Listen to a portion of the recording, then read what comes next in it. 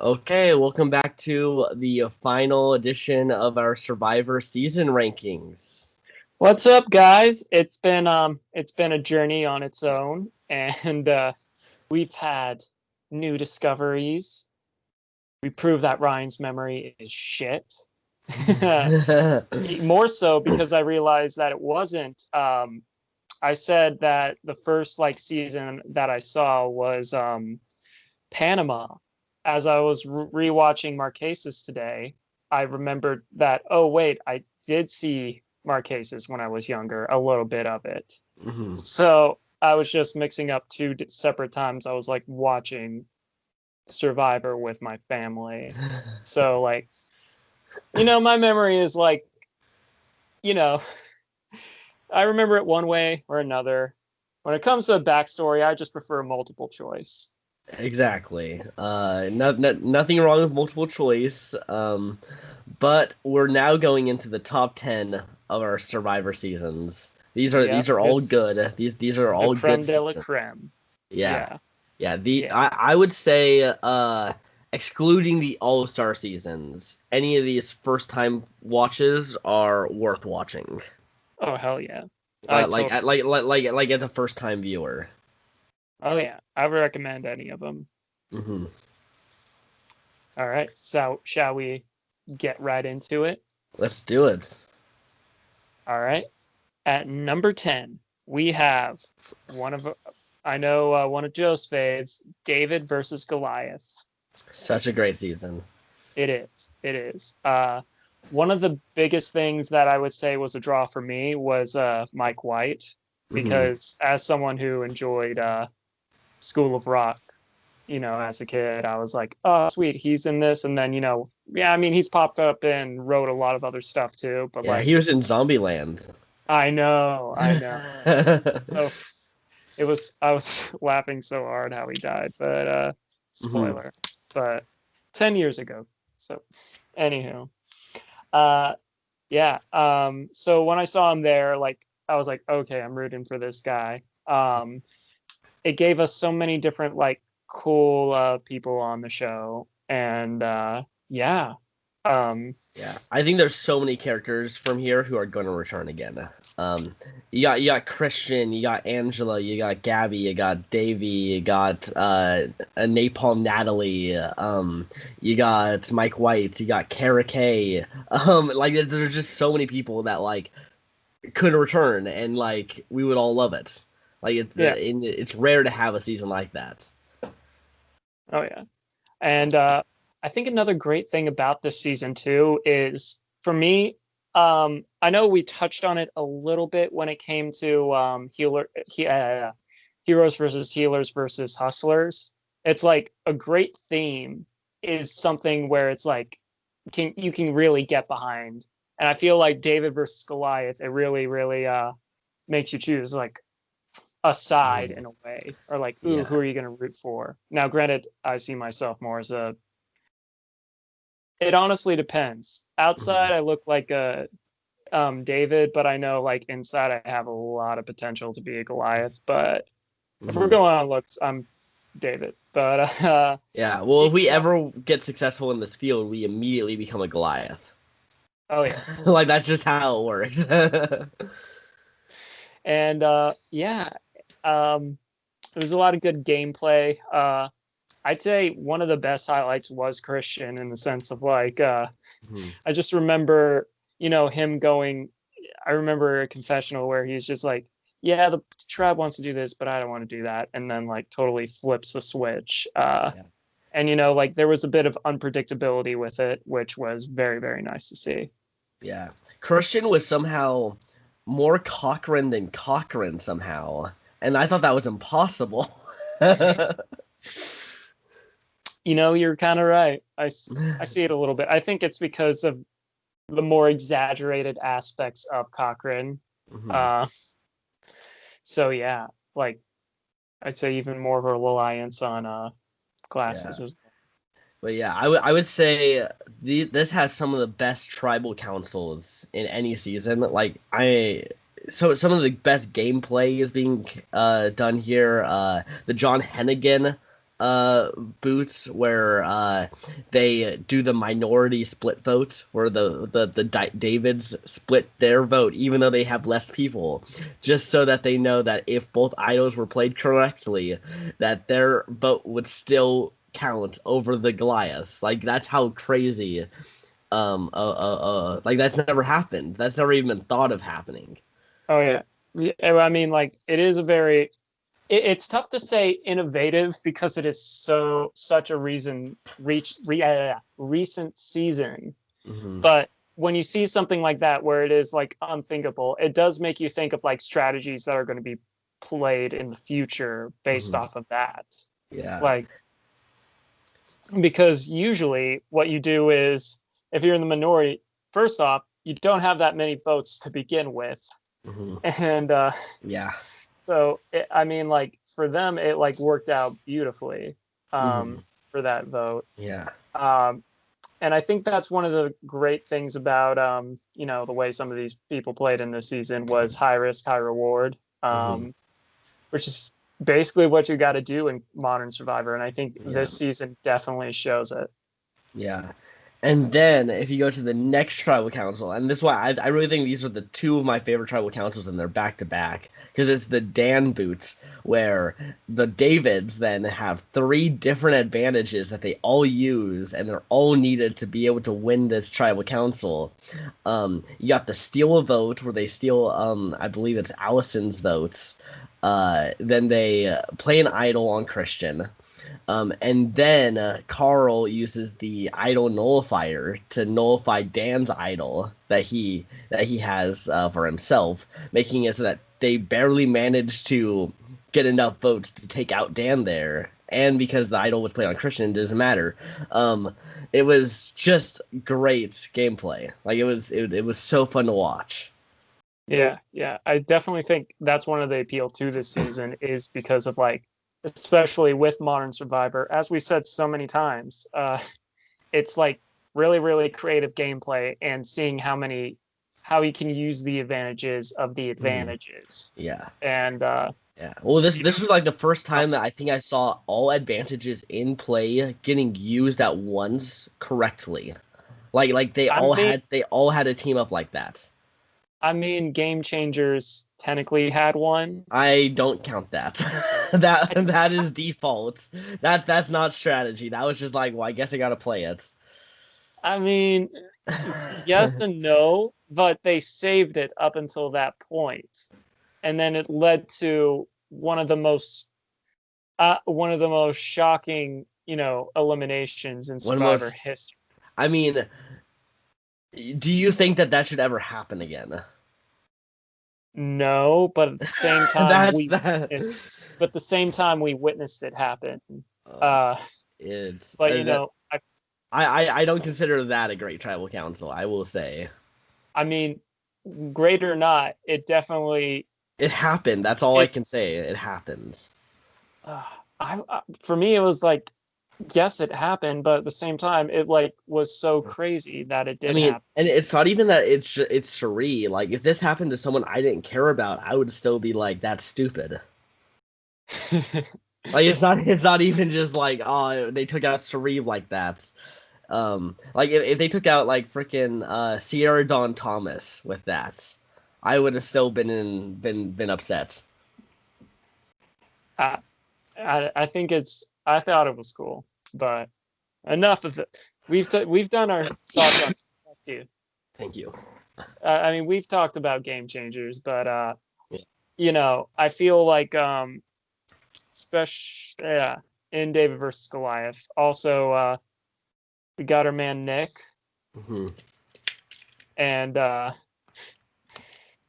granted my stock for him kind of went down a little bit because of you know uh Winners at War, and he was targeting my boy, but also seeing like kind of like a like at the beginning of that season, I wouldn't have guessed he would have won.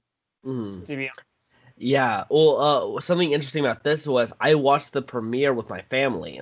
And my Mhm. stepdad is a very blue collar, kind of like hardworking kind of guy, and he really related a lot with Pat Cusack in the premiere episodes, and he wanted Pat to win the whole thing. He thought that Pat was gonna win the whole thing, and he hated Nick. And just like in the show, Pat hated Nick because he wasn't working hard. So did my stepdad. So he was like, okay, Nick's gonna be the first Boots, like that. He was like, that's gonna happen, which would have happened if Pat doesn't get medevaced in the first episode. And when that happened, he got like so upset. Like my stepdad got really mad. And has yet to continue watching Survivor because he felt like he got burned on the first episode. I mean, I don't blame him. Like I said, like I've said on the channel before, there was one season we'll talk about soon that because of a first boot, I had to like step away for a second. Mhm. Actually, a lot of seconds, but you know, I mean, sometimes that can affect you. But also that just kind of sucks. Medevacs always feel like I'm not going to say a cheap thing because there are things that are totally outside of the game, but it's Mhm. like such a discouraging way to get off the show, Mhm. especially Yeah. first. Yeah, and he didn't really have any chance to like it wasn't him that was reckless or anything. It was just very bad conditions at sea on the way back to camp like that. And it wasn't him that got hurt. It wasn't just him. Carl apparently had a bunch of bruises and cuts and stuff from getting like thrashed around. And like basically everyone. So it was really just unfortunate that he got the worst of it. Yeah, but yeah. I mean, if they ever do another thing where they bring back medevacs, he could be one, especially since he never really got to play the game. Exactly. Yeah. Yeah, I would like to see him back. I think that Survivor like owes it to him to bring him back.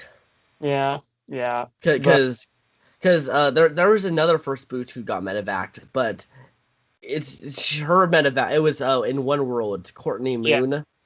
yeah. But like they kept saying, hey, don't put your arms down like this, and guess what? She put her arms down like that. So like that was her fault. A little bit, but sometimes in the heat of it. They no, they said it. They literally said it before she went.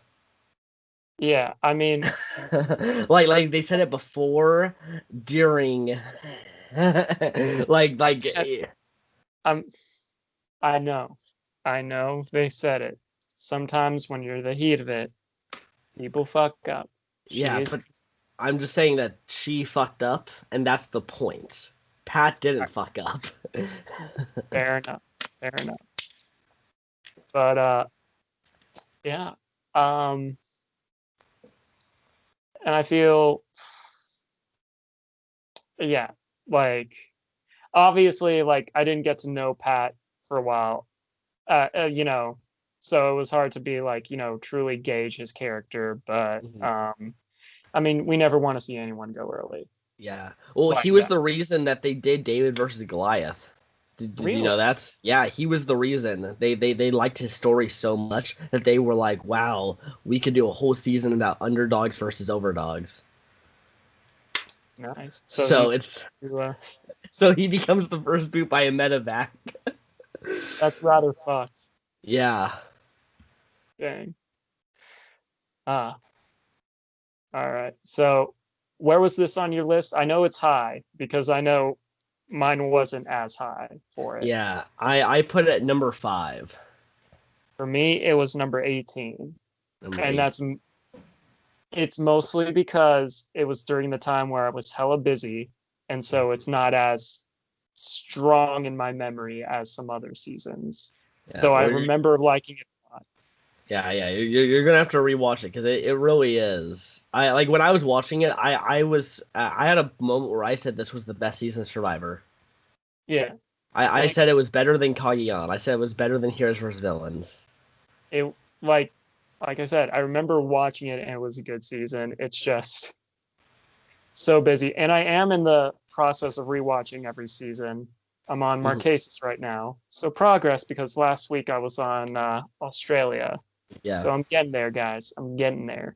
And yeah. soon The videos will be better because Ryan will know what he's talking about. All right. So next up at number 9, will you do us the honors? Yes, we have Cook Islands, season 13. Great Wait, season. yeah, definitely. Def Granted, it's hampered a little bit by the twist of all it right, being race wars. all right, hold on. There's some things. Yes, they did that, and it did. Don't like those who remember, Survivor lost a lot of sponsors because of it. Mhm. However, on the flip side of that, it gave us the most diverse season of Survivor ever. Yeah. And they didn't keep to that very long. They did switch it up like after, like 2 tribal councils. Now, do I think they would do they think They would never do this again. well, yeah, obviously. But I mean, hell, even after that, like they were like, yeah, we can't. But like now, if they could go back in time and not arrange it that way, yes. But it still gave us one of the most diverse cast of all time. Mhm. And it brought light to so many great players: Parvati, Ozzy, Yule, Penner. Like, so Mhm. many great people came from the season. And Billy Garcia. Billy Garcia, the the lover boy himself. I wish he was. I wish that his boot happened in the first episode, so he could have been part of the first boot season. He could have. He could have. I don't know. I mean, his thing is so iconic. It, I just remember watching that. Yeah. I Like, mean, I this move makes Candace kind of iconic. Just this move, because then she's been a part of like this big moment of Survivor and makes it further. So at least we've seen her more than Billy Garcia. I mean, yeah, yeah. But also Candace, who I wouldn't say she's one of the stronger members of this. She's not one of my favorite ones, but Yeah. that's partially because there are so many great players. Hell, Mhm. even in the pre-merge, like Billy, like Cowboy, uh, Cowboy. who's a huge favorite amongst people. But like with Candace, I think yeah, she came back for Heroes versus Villains, and she unfortunately got the first boot in Blood versus Water. Yeah. But but But hey, she fought out a little bit in Blood vs. Water. She was in it for like 4 or 5 episodes. she did. When she one thing about it, it definitely this season it definitely shows like the fighters, because there's a lot of times where a certain tribe has to like fight for their right to like stay in the game, like the mutiny twist, and it was just the Alliance of Four, Mhm. and like they had to work hard to make sure they got it, and they overcame that. There was a lot of different scenarios where that where it could have totally screwed over people because of some Mhm. of the twists. But Yeah. Yeah. Now, do you think that if Yule had a idol that we know nowadays, not the super overpowered idol, do you think that his tribe is still able to overthrow the majority tribe? Because they went into the merge down in numbers, but he uses that idol to get people to join his side. yeah, I feel definitely Yule. It doesn't fare out well for Yule, Hmm. but I feel like it's another thing of that's part of the reason why I wanted to see Yule come back, Hmm. because some people can say, yeah, oh, he only stayed in the game because he had that broken idol, which can be a fair statement. However, sometimes it's using what you got to your advantage. He could have been like surprised and done that, but no, he knew how to play it without playing it. And Hmm. it's something we've seen after that too, Uh-huh. like in Samoa, Russell just wearing the immunity idol on his neck and being like, because and him being like, because this is still power, and it can be used for intimidation. It is something where using the idol or flaunting the fact that you have a idol is used for intimidation, making sure like no one wants to vote you because you because no one wants to, be the sacrificial lamb of the result of that, Mm-hmm. And Yeah. so yeah. I mean, it would have taken a lot for him to maneuver his way out of that if it was a regular idol, but I still think he could have done it because it was, I mean, it was starting to shift into a newer school of Survivor, but Mm. I still think, I mean, there was some wiggle room. I definitely think it would have been tougher for him, but I think he could have potentially pulled it off. Mm-hmm. Yeah, no, I mean, I think Yul was a great winner. Like, I Okay. actually don't, I actually don't hold the fact that he had the overpowered idol against him because a lot of other great players have also had that overpowered idol and done very well. Tom Westman, oh no, not Tom Westman, Terry Dietz. Terry Dietz had it, and he didn't need to use it. He just kept winning in individual immunities. There are ways to use it but not necessarily have to use it. Mm-hmm. And it's also a thing of like, and he made a very valid point. He was like, hey, I got my alliance to the end. And I think that's a very, very, important thing to like to accomplish. It's harder than you think, especially if it's like, especially against like odds like he had as well. Mm-hmm. Like, so my hats were off to him. Granted, sometimes it is one of the things where I think it was a good case for either one. Would Mm-hmm. I think if I was on the jury, I would have voted for Ozzy, but I still Mm-hmm. think Yul, yeah, I like Yul.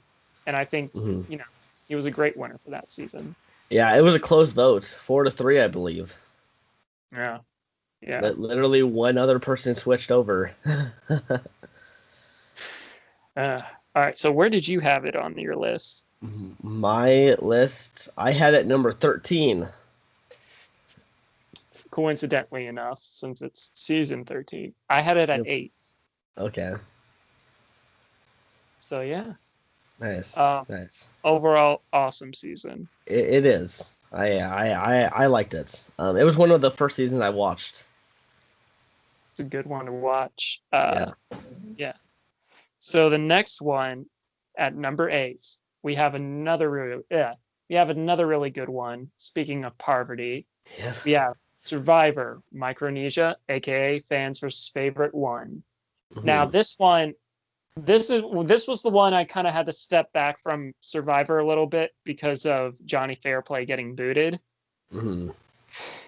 Because I was excited when I saw that he was going to be on this season because I watched like a Watch Mojo video that was featuring like Survivor, and then it showed like Fairplay and like the buff for Fans vs. Favorites. Like, oh shit, he's in this. Oh, I'm so excited to see him play. First boot.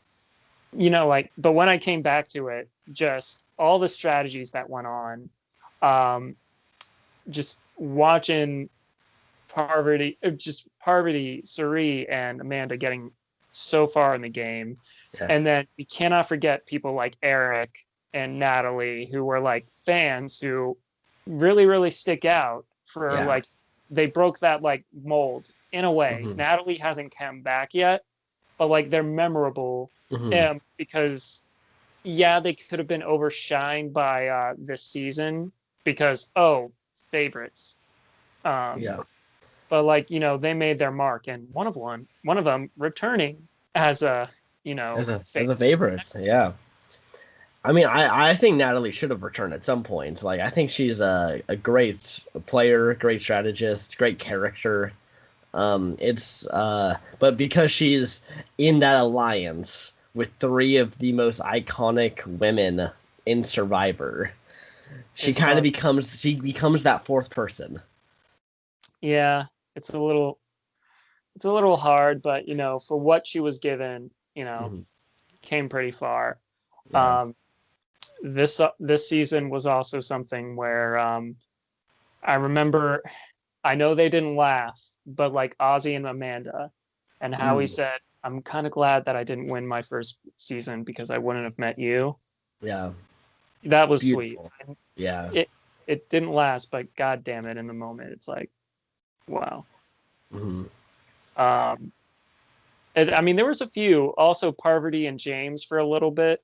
That one Hmm. was Yeah, that was an interesting relationship. yeah, um, Yao Man was also a pretty good moment in his like 3 episodes he was in.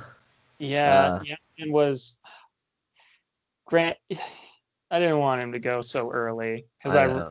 especially because he was in a not well received season like Fiji. Yeah, yeah, and he was the only like kind of like shining light of that season. So it was like, oh yay, can he finally be on like a main character of a good season? And Yeah. then he becomes the third one voted out. Yeah. I mean, he could have came. He was offered a spot in Heroes versus Villains, but he had to turn it down for work reasons, which was Uh, unfortunate. yeah. So, I mean, CBS wanted him back. It's just life Hmm. happens. But Yeah, he was great. Also, we cannot forget the stick.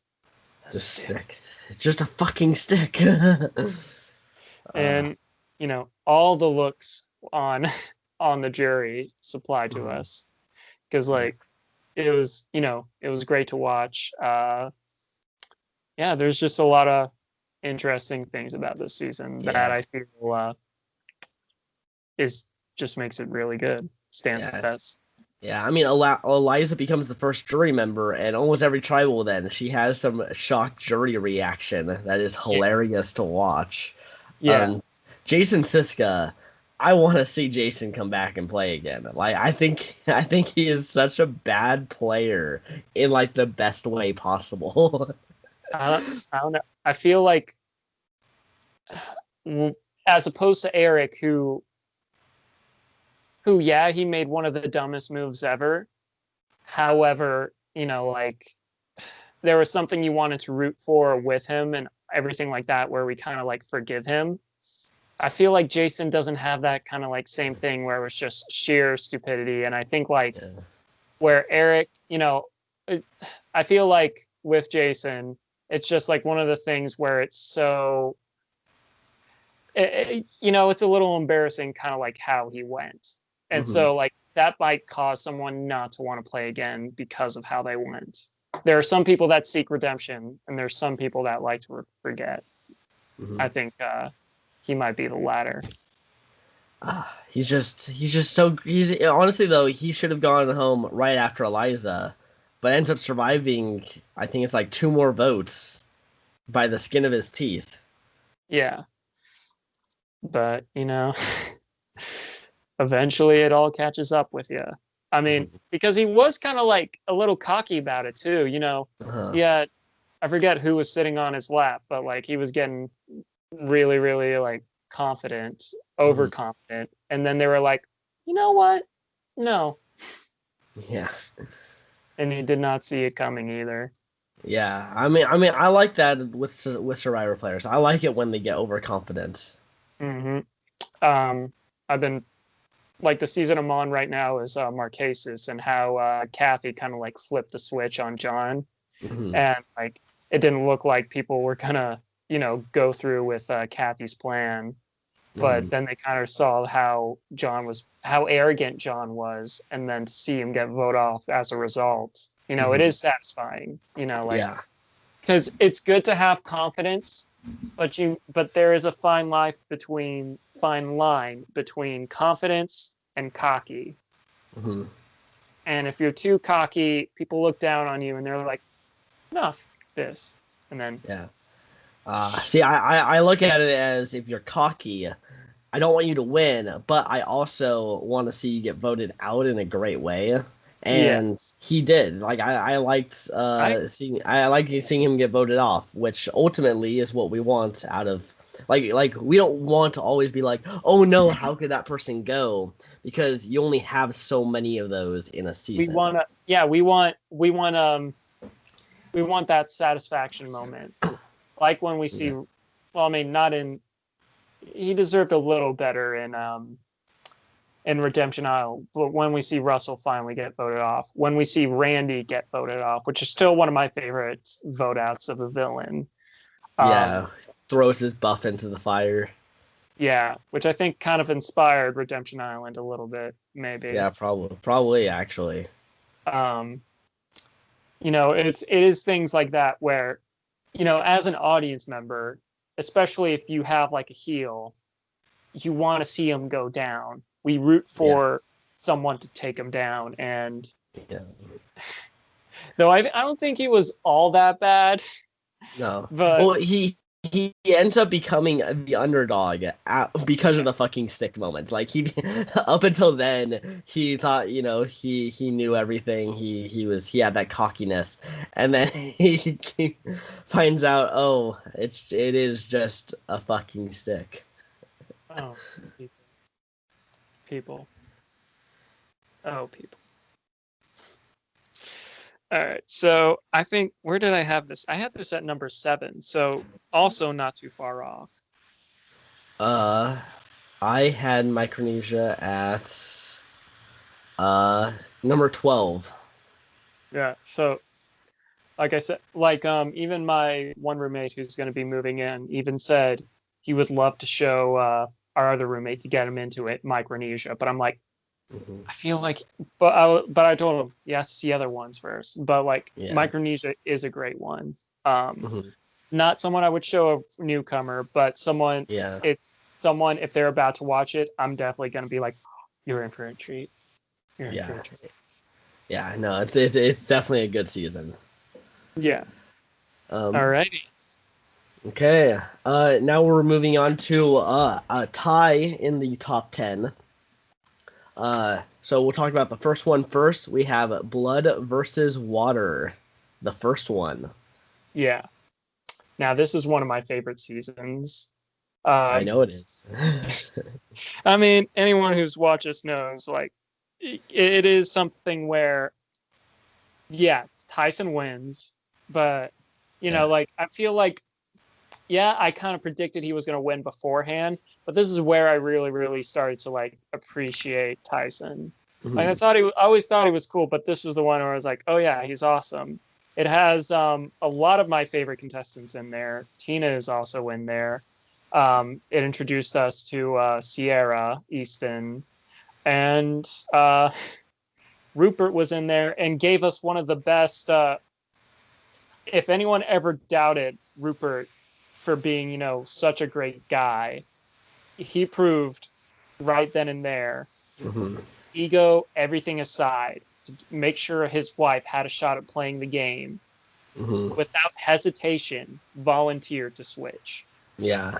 Pretty much knowing full well he's going to be one of the first ones out. Yeah. Like that, and he even said, like, once he saw what that first challenge was, he knew, like, he wasn't built for Redemption Island. Yeah. I mean, because he never won in an individual immunity challenge. Yeah. And he even said, I mean, like, he even tried to change up his strategy a little bit. He was like, always bust my ass around camp. And that's why I'm so tired when it comes to challenges. Let me try not to. That's my terrible Rupert impression. Yeah. And then, he did his best, but like, it was sad to see him go home. But I think that's one of the great things about All-Star. Well, it's not an All-Star season. It's like another one of those 50-50. It's a mix. Yeah. But like, seeing some people like have those like tragic eliminations. What are your thoughts about this season?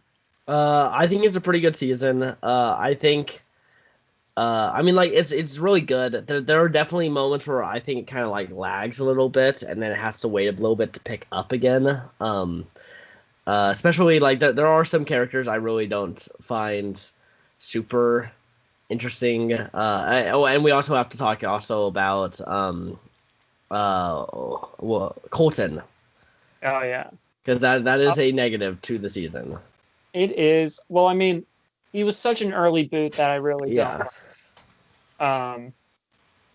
It's something where, him coming back on a season with Monica Culpepper, another great reason why this season is great, is like, because he was yeah, he was a medevac slash quitter. Jeff considers him a quitter.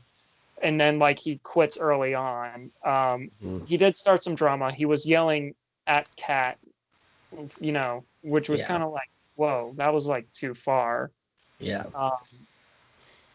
But I mean, but he was eliminated so early that it's like, I don't see him like, it's not like a whole thing like, oh, he's in it until like merge and we have to deal with him. He was a pretty early.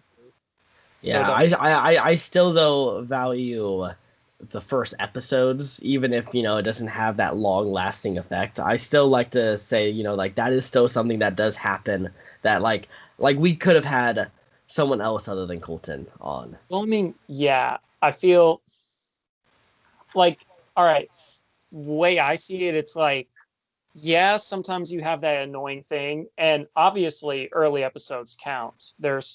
We have so many people that we love that are like, early boots, and they don't make it. But I feel that if it's like an annoying character like that and they go out early, I don't think it tarnishes the rest of the season as a result. If anything, I'm not saying it tarnishes. I'm just saying it is a negative that we have to also still talk about. Yeah, all right. Personally, I don't see it as much of a negative as others might. But you don't see quitting the game as a negative. All right. Well, I do see. I'm not a big fan of quitters. However, it was a character that not many people were a fan of. B, it was. I mean, like, it was early on. It was someone who wasn't very well received, and kind of like it didn't like bother me as much as someone who's made it further in the game. Yeah, that's also a little part of me of what kind of I'm not a big fan is. I don't like a lot of the returnees in this. There's a couple really good ones that actually do make it far, and so like that's cool.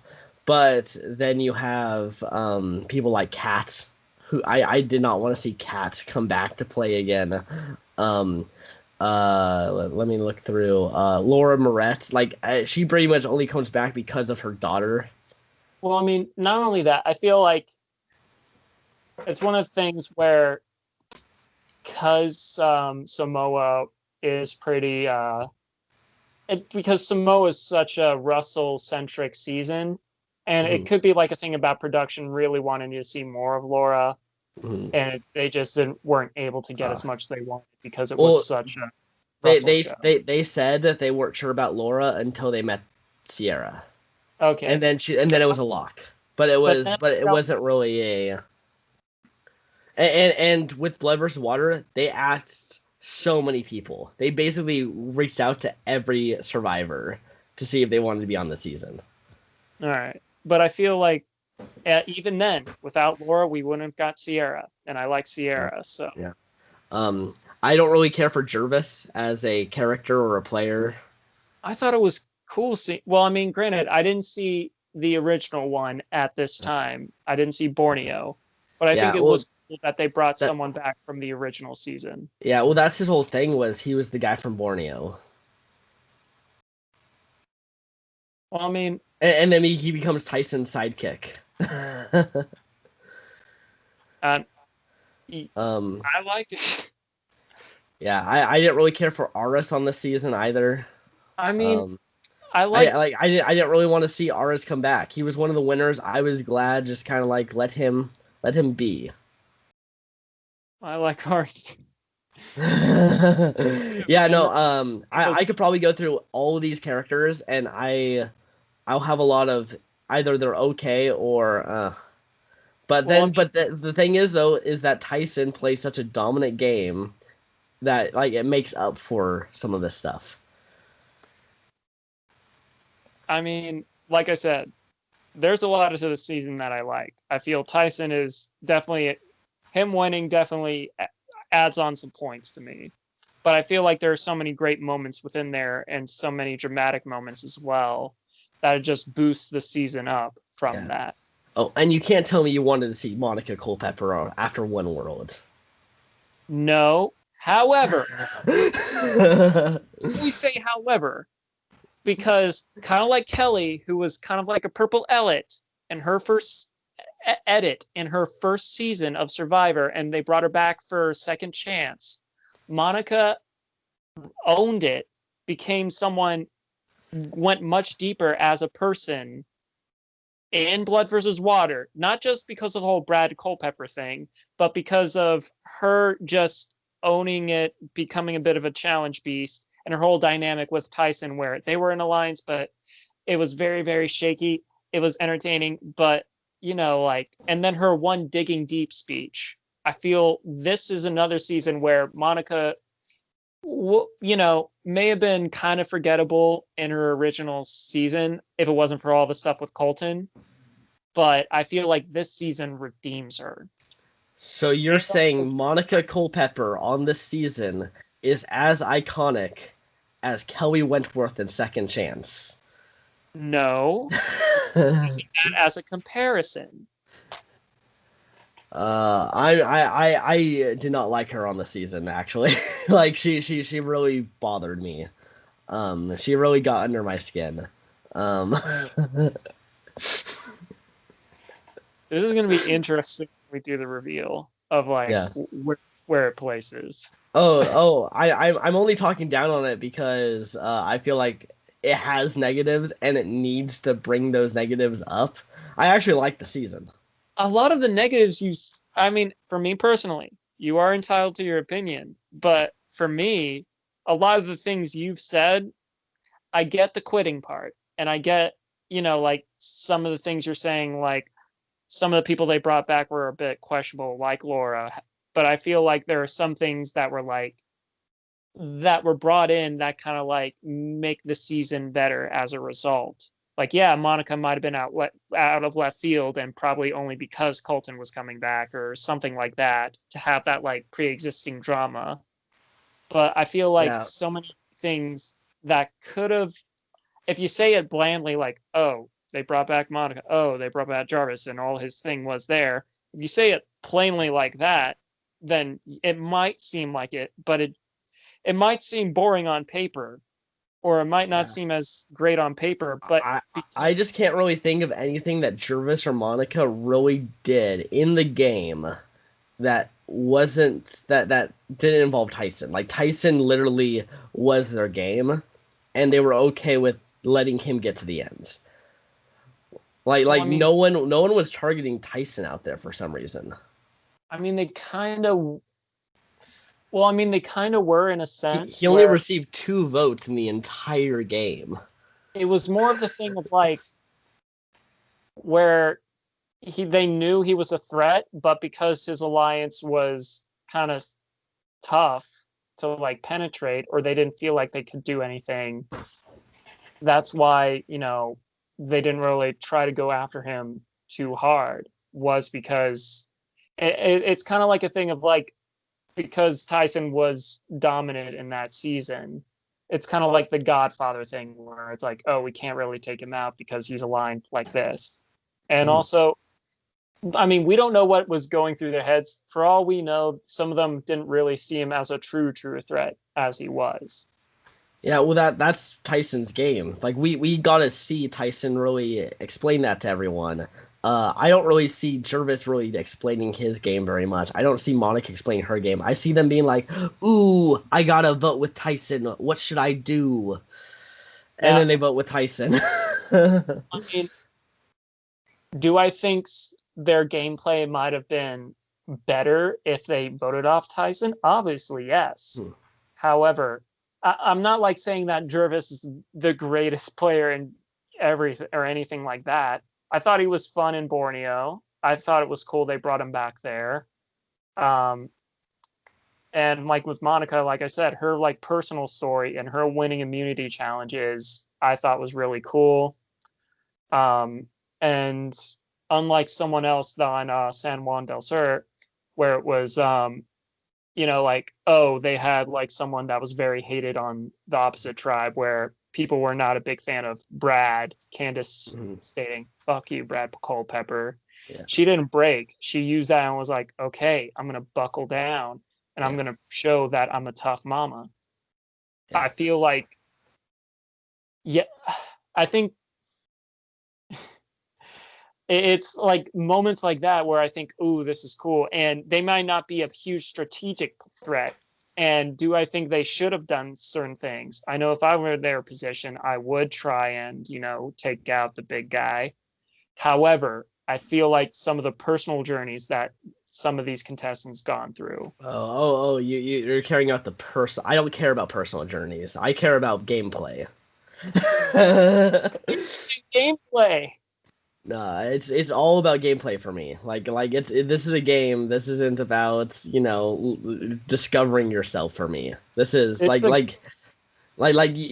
can go do that somewhere else. But for Survivor, game play, show. yes. So it's gameplay. Yeah, there is gameplay involved, but the thing about Survivor, it's more than just voting this person out. It's also a social game as well, and it's also like every single season of Survivor. I agree. Every single season of Survivor, they're like, "How does this change you? What have you learned?" It is like at the end, they're always like, "Yeah, this is such a crazy journey." It is the journey they go through. It is the journey that they go through, whether they're making strategic moves or not, that helps boost them at the final tribal. Those are contributing factors to Survivor. But Gervais and Monica didn't really have a good social game either. They literally were pawns for Tyson, and then that was it. Like Monica has a great moment at Final Tribal where she tries to explain like she was doing this all for herself and everything. But like she doesn't really tell anyone that until then. Like if she really built bonds with everyone else, she could have won, but she didn't, and that's a huge flaw in her game. Is that Tyson was the only one out of these three to actually try to build bonds with the other people who are going to the jury. And that's how Tyson won. Yeah. Well, I'm just saying. They were just there for Tyson. Like their whole point of being there was to help Tyson win. I mean, Monica was loyal to a fault. I think that was her downfall. I feel like, yeah, she could have, but she didn't. And I don't think that necessarily could her story have gotten better as a result. Yes, but her story was still good. I've watched the season and I've hated seeing Monica Culpepper on screen. This is one of the things we're just gonna keep button heads. I feel like we've been on Blood vs. Water for like 20 minutes now. Got like 18 push notifications. Yeah. Anywho, so for me, it was at number 4. So guess where it was for me. It was in the 20s, wasn't it? Nope. It was number 11. And you ranked on it so much. I did it because I had to. We can't just give a season that does have negatives all positives. Like we have to still bring up the negatives. I mean, I'm trying to not care just about like what I think. I'm trying to also, really expand what the season is and not just, oh, I liked it because of this. I mean, I am seeing what the season is, but have I not given you so much detail about what things are within this season that kind of like expand upon it? Yeah, there are some things that can be perceived as negatives. Someone quitting, yeah, it's not ideal. However, it was someone that not many people like. So it's more like a minor boo-boo. It's as opposed to like a big boo-boo. Yeah, it's weird because I consider if you're a returnee and you quit, doesn't matter who you are, that is a much bigger no than a first time quitter. Well, I mean, yeah, obviously. It's just with him, I didn't really have too much respect for him to begin with. I guess like I wouldn't say it was apathy for Colton. It was more so, all right, that means the people that I am rooting for get to place one step higher than, they would if Colton was still there, depending on how long he would be there. Yeah. Like, well, it was weird for me because I wanted him to prove everyone wrong. Like, I didn't want him to go out the way he did. I wanted him to actually try to, get along with people and not just hate life out there. Which, it's not what happened, but like, and I was upset. I was just like, wow, really? They brought this guy back to quit on day 7. Like, it's not even like he quits into the game, really. He kind of quit as the game was starting. Yeah. I don't know. I just don't see it as a blaring problem. I'm just saying it's a problem that we have to talk about. We couldn't have talked about Blood versus Water and not talked about that moment. I mean, yeah, I just don't see it as big of an issue. I ranked it at number 11, so I'm only bringing this up not because I hate it, but because it is an issue that we need to be talking about. I mean, yeah, but I mean, we've also talked about, basically, it's kind of like in the sense of like, you've brought up so many reasons why this season isn't so great. And I feel like I'm the biggest cheerleader for this. Granted, I am. Mm-hmm. But it was like pretty much every single. I mean, there was like. I felt like there was a lot of things I had to like defend, which I didn't really feel like needed to be defended. I felt like there was a lot of things you brought up that I was like, no, that's not a bad thing about the season or something that hinders it. Wait, why? What do you mean, why? Well, like what didn't you think needed to be defended? Well, I mean, I think in the sense, I mean, you brought up a lot of things where it was like, you brought up some stuff that was like, oh, but this person, their game wasn't as great, or like, not even that. It was like, I wasn't excited to see them. I don't think. Well, yeah, because the end game of some of these characters literally were just being dragged along. Like, it's the same as Boston Rob and Redemption Island bringing Philip Shepard and Natalie Tenorelli. Like, I look at Monica as Natalie, and I look at Jervis as Philip.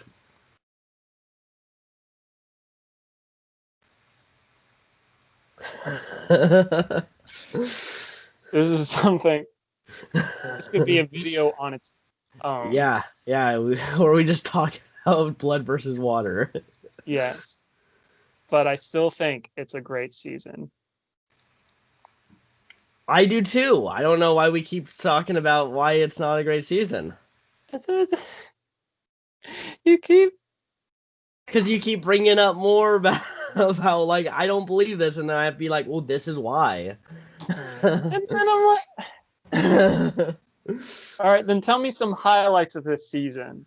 Oh, Tyson and his coconuts. That was a...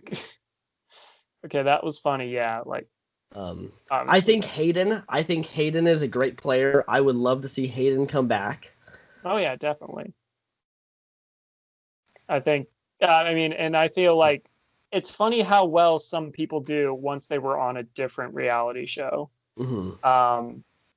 And I think it's one of the things that makes Kat's inclusion for some people, like, it's like one of the things where, yeah, we have Kat, who wasn't like a strong contender to be brought back, but because she was with Hayden, like kind of like boosts her up a little.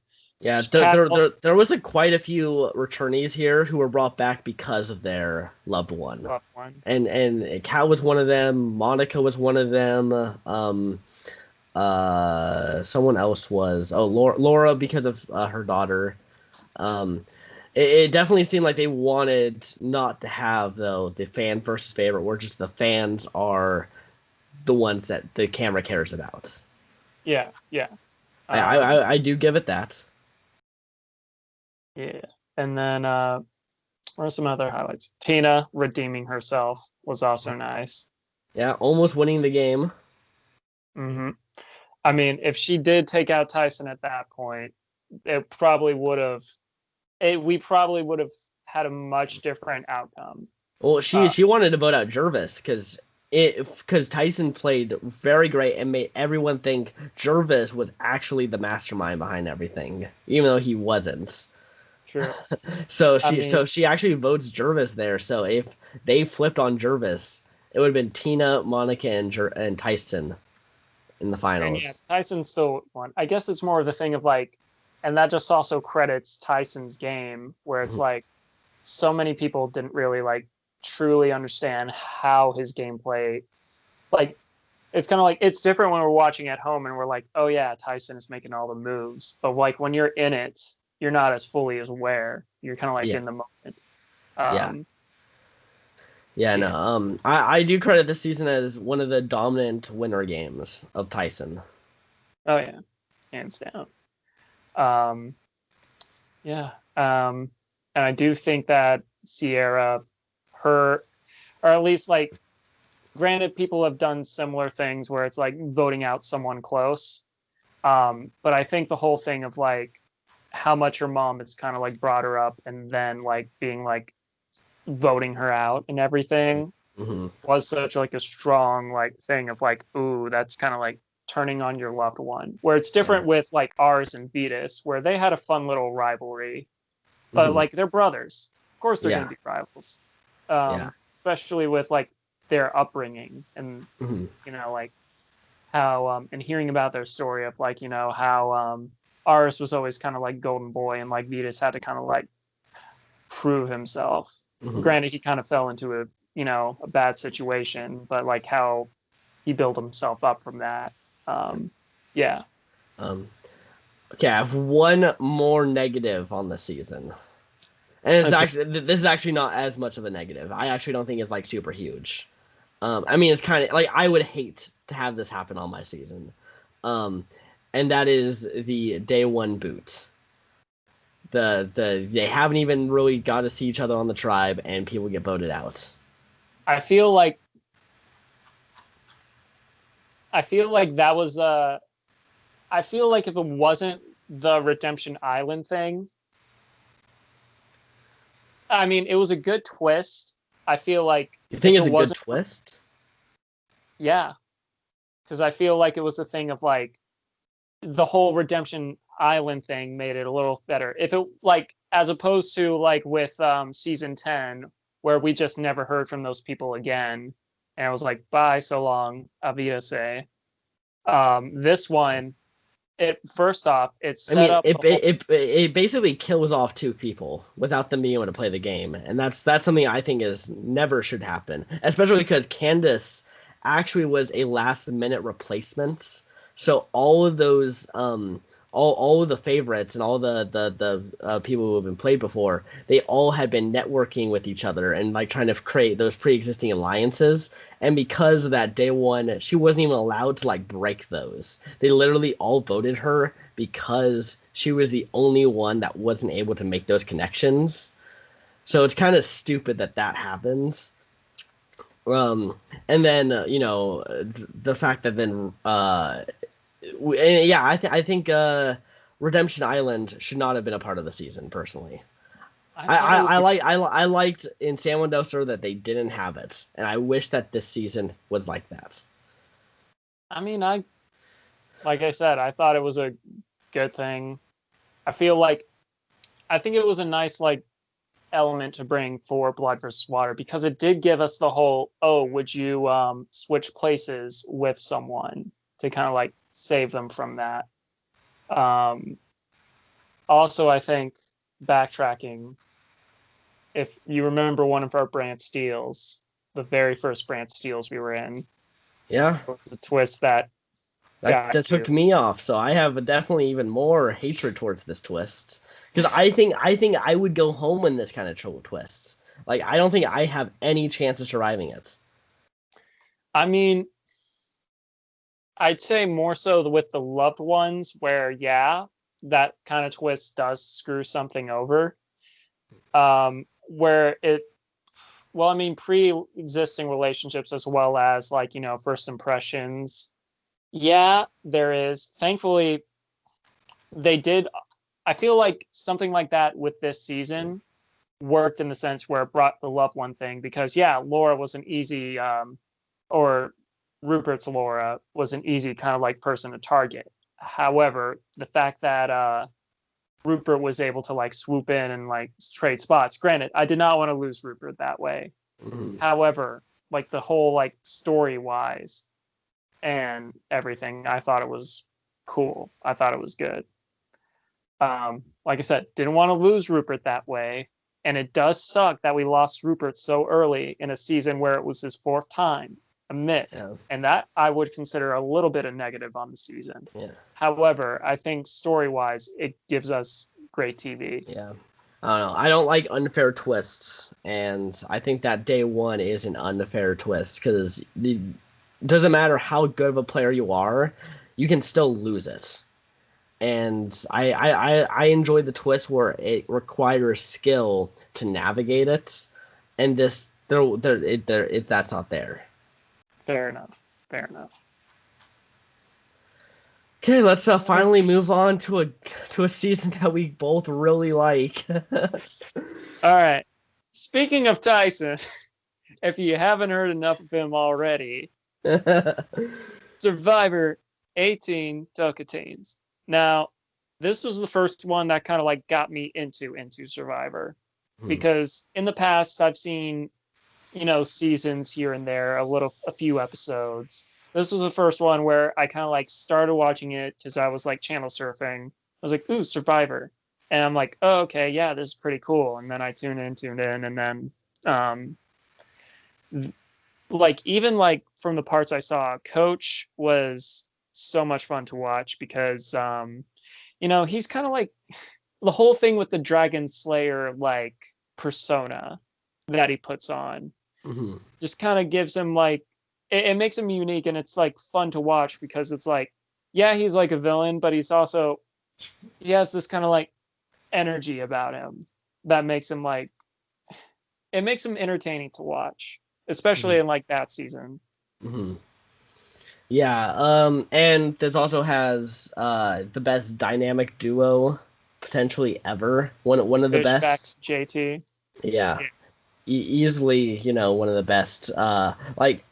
And the fact that JT gets all the jury votes against Steven is crazy because Steven was playing a great game. Like if he faces probably anyone other than JT, he wins. Oh yeah, like that's how dominant of a game JT played.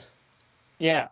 I think because those two got together, like when I was watching it, when I first started watching it, and this was like halfway, I already was like seeing those two together, and it's like cool, like their dynamic with it. And I feel like Steven definitely earned his spot in Second Chance. Like he was like out of like everyone that was listed, I think behind like Spencer and Wu, like that was like my next choice because like yeah, we got to see him again. Yeah, I mean he definitely probably got one of the highest votes for the guys because it's the fact that he was on the Rob Has a Podcast at the time. He basically got free campaigning. That helps. That helps. Also, it's like if we're talking about people that play the game very strategically, like you said, it was like a mixture of both JT and Fishback, but he orchestrated a lot, especially since, if memory serves me correctly, it was pretty like it's one of the things where they were on the wrong side of numbers going into the merge, and they were able to overcome it, which is always something that's very, very like inspiring and fun to watch because you see them like have this turn of like, oh wait, these people are doomed. They take away that unpredictability, and I think that was another reasons why it just kind of like makes that season better in the long haul. Yeah, well, we had one of those almost like an intentional Matt Singh where the tribe comes in with lower numbers, but the other tribe hadn't really been able to eat each other enough. So then they had this. It had some angst that they had to get rid of. Yeah, so they all had like something kind of against each other in some way. And so then that minority was able to kind of like use that and kind of start taking out the people that that tribe didn't like. And then all of a sudden they looked over and was like, wait a second, we don't have the numbers anymore. Yeah, which it was which was good because like granted, I was already like I said, there's not too much I knew about Survivor at this time, so and I was already in the merge, so other than them like mentioning it, I didn't really see it up until when I like actually rewatched it. That was like in my little Survivor catch up thing. That was one of the last ones I saw because I already like was through. I already like knew what happened, so I was like saving it. Yeah. Um, but you know, it just goes to show like we love our underdogs, and not only that, like I feel like both tribes had pretty cool people on them in Hmm. general. Like, yeah, there were some early boots, obviously, because of a losing tribe. But you know, I feel like it is a pretty good cast all around. Hmm. Yeah. One of my favorite pre-merge boots is Sandy. Do you remember Sandy? I remember Sandy. Yeah. She was great because she was just terrible. She was. I love when the pre-merge people are terrible at the game. I mean, it can be, it can, and we'll get to it at one of our future ones, but it can be like a thing of like, you are a little bit like, what the hell is going Yeah, on? yeah. Um, She didn't know what a pace was. What's a pace, Ryan? I don't know. What is a pace?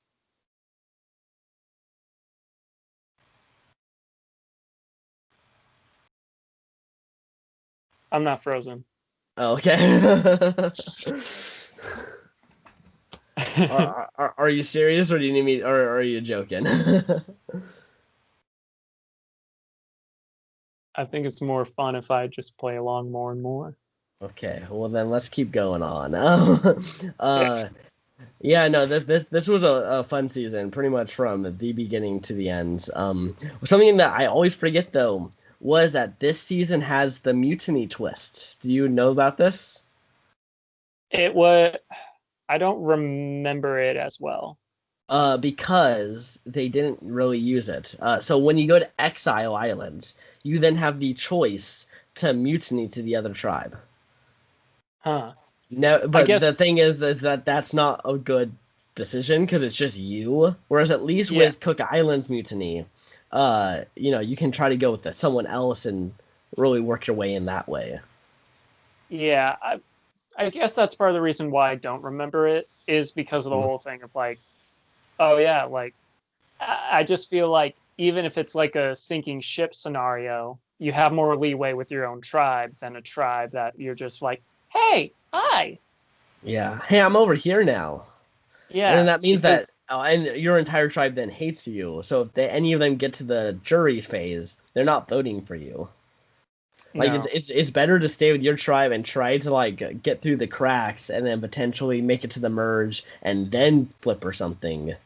But if you mutiny right there, you lost everyone.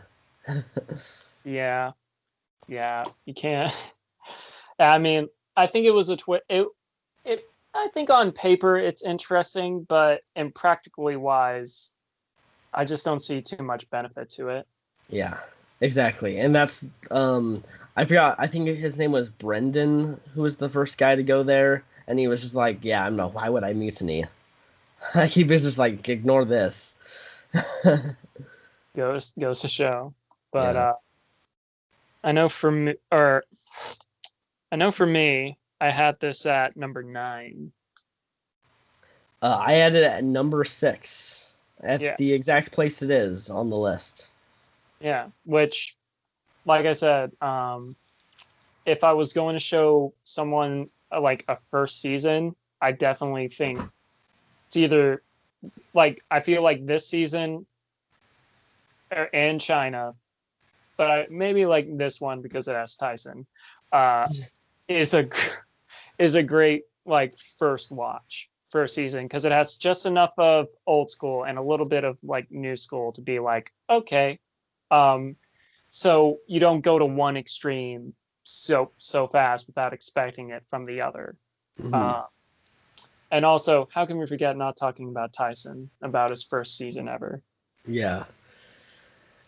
Yeah, honestly though, in this season, like if you were to say like he's going to be playing 4 times, I would laugh. I would be like, "You're kidding me, right?" Because Yeah, this isn't his season.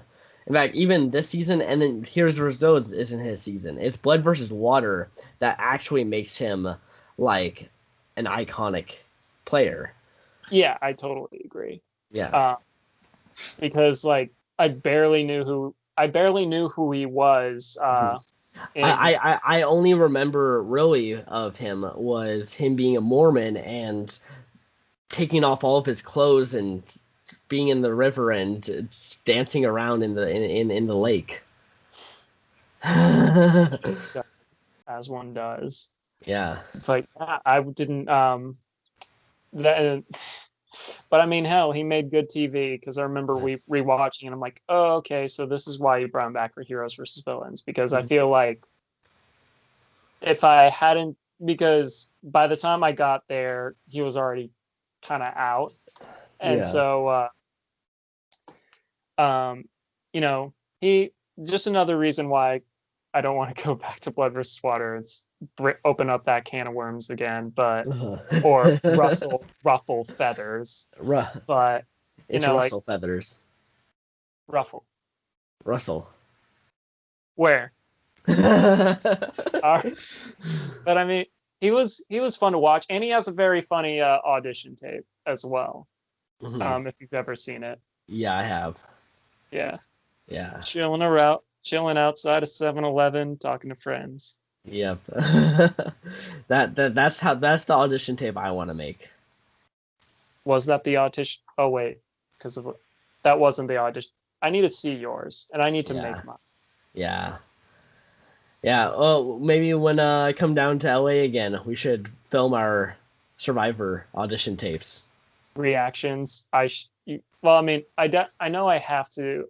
Just, I just got to do it. It's just every single time I've done an audition tape, I always put so much thought into it. I'm like, oh, I want to include this, this, and this, Hmm. and then I'm like, near the end of it, I'm like, I just kind of have to be like, all right, I'm just doing this. Yeah, I wrote all this stuff. I just got to straight up act on it, which has Yeah. always been my. Yeah, well, it's hard because you only really have a few minutes to do it. And Yeah, sometimes, you want to put all your, really tell them exactly who you are, all your hobbies and all that stuff. But it's like, you yeah, know, and you only have 50 megabytes in order to do. Hold on, someone's knocking at my door and no one else is answering. oh, okay. I'm so sorry. Okay. Then Not me. yeah. Um, well, I can't talk about the next one, even though I'm really excited for the next season. But yeah, no, Token Team's pretty great season. A lot of memorable characters. Yeah. If you want to get into Survivor, Token Teams, that's a good season to get you hooked. Um, oh, it looks like Ryan might be coming back soon, or is he just I'm here. there he is. Roommate locked himself out. Oh. Anyhow, um, well, so what? I mean, I'm gonna find out what you said. Once Yeah. I basically just said Token Teens is a really great season, great characters, great for a first time watch. here. Yeah. Okay. All right. So next up, this is this one, and I'll get into it in a little bit, but this one has a special place in both of our hearts. Hmm. So it's only fitting that you take it away. Yeah. So this is the first season of Survivor I've ever watched, and it is Millennials versus Gen X, season 33. Yeah. Um, Yeah, I remember I knew of Survivor obviously at this time. Hmm. I think everyone pretty much at least knows a Survivor at this point. Yeah, they were Um at least aware. yeah, and I was in class. One of our teachers, Todd Patrick, was talking Who I about how love. Yeah. was talking about how he knows someone who works on Survivor actually. Hmm. Um, and somehow I am just talking about Survivor, even though I knew nothing about it. And Uh-huh. this was right before Christmas like vacation. So I go home for those 2 weeks, and I see that on our cable, I could rewatch all the season of the new season of Survivor. So I do it, and I basically spend like just 2 or 3 days just watching nonstop Millennials versus Gen X. Got super hooked into it. Oh So yeah. then, and it was enough to make me be like, okay, well now I got to go watch the last season that just happened, and so I almost started watching Survivor backwards. Backwards. Yeah, but I think once I watched Co Wrong, I then like looked up like a season rankings and like tried to start watching the good seasons from in the past and started to Yeah. watch some of Yeah. those ones instead. Um, and I just kind of kept watching until I've and No, until I eventually caught up with everything. no. Surprisingly, I watched it. I feel like I caught up pretty fast. I mean, like how long? Well, I mean, you had a lot more to catch up on than I technically did because I got in around 18. You got in around 33. So you had 32. And I'm going through it right now, like rewatching everything Hmm. and realizing how big of a time commitment it Yeah, is. Um, yeah. I mean, I definitely didn't watch it in chronological order. neither did I. I went around based off of like what people were saying about the seasons. For me, it was partial chronological where it had to be, it was something where whatever was available to me at the point, like because I had Amazon Prime, that's where I was able to watch like Africa and then Panama and get all the way caught up there. Then after that, I got like the box set of Palau. And then I was Hmm. like, all right, it's going to be expensive if I try and buy all the box sets and watch them that way. So I was like, all right, CBS All Access.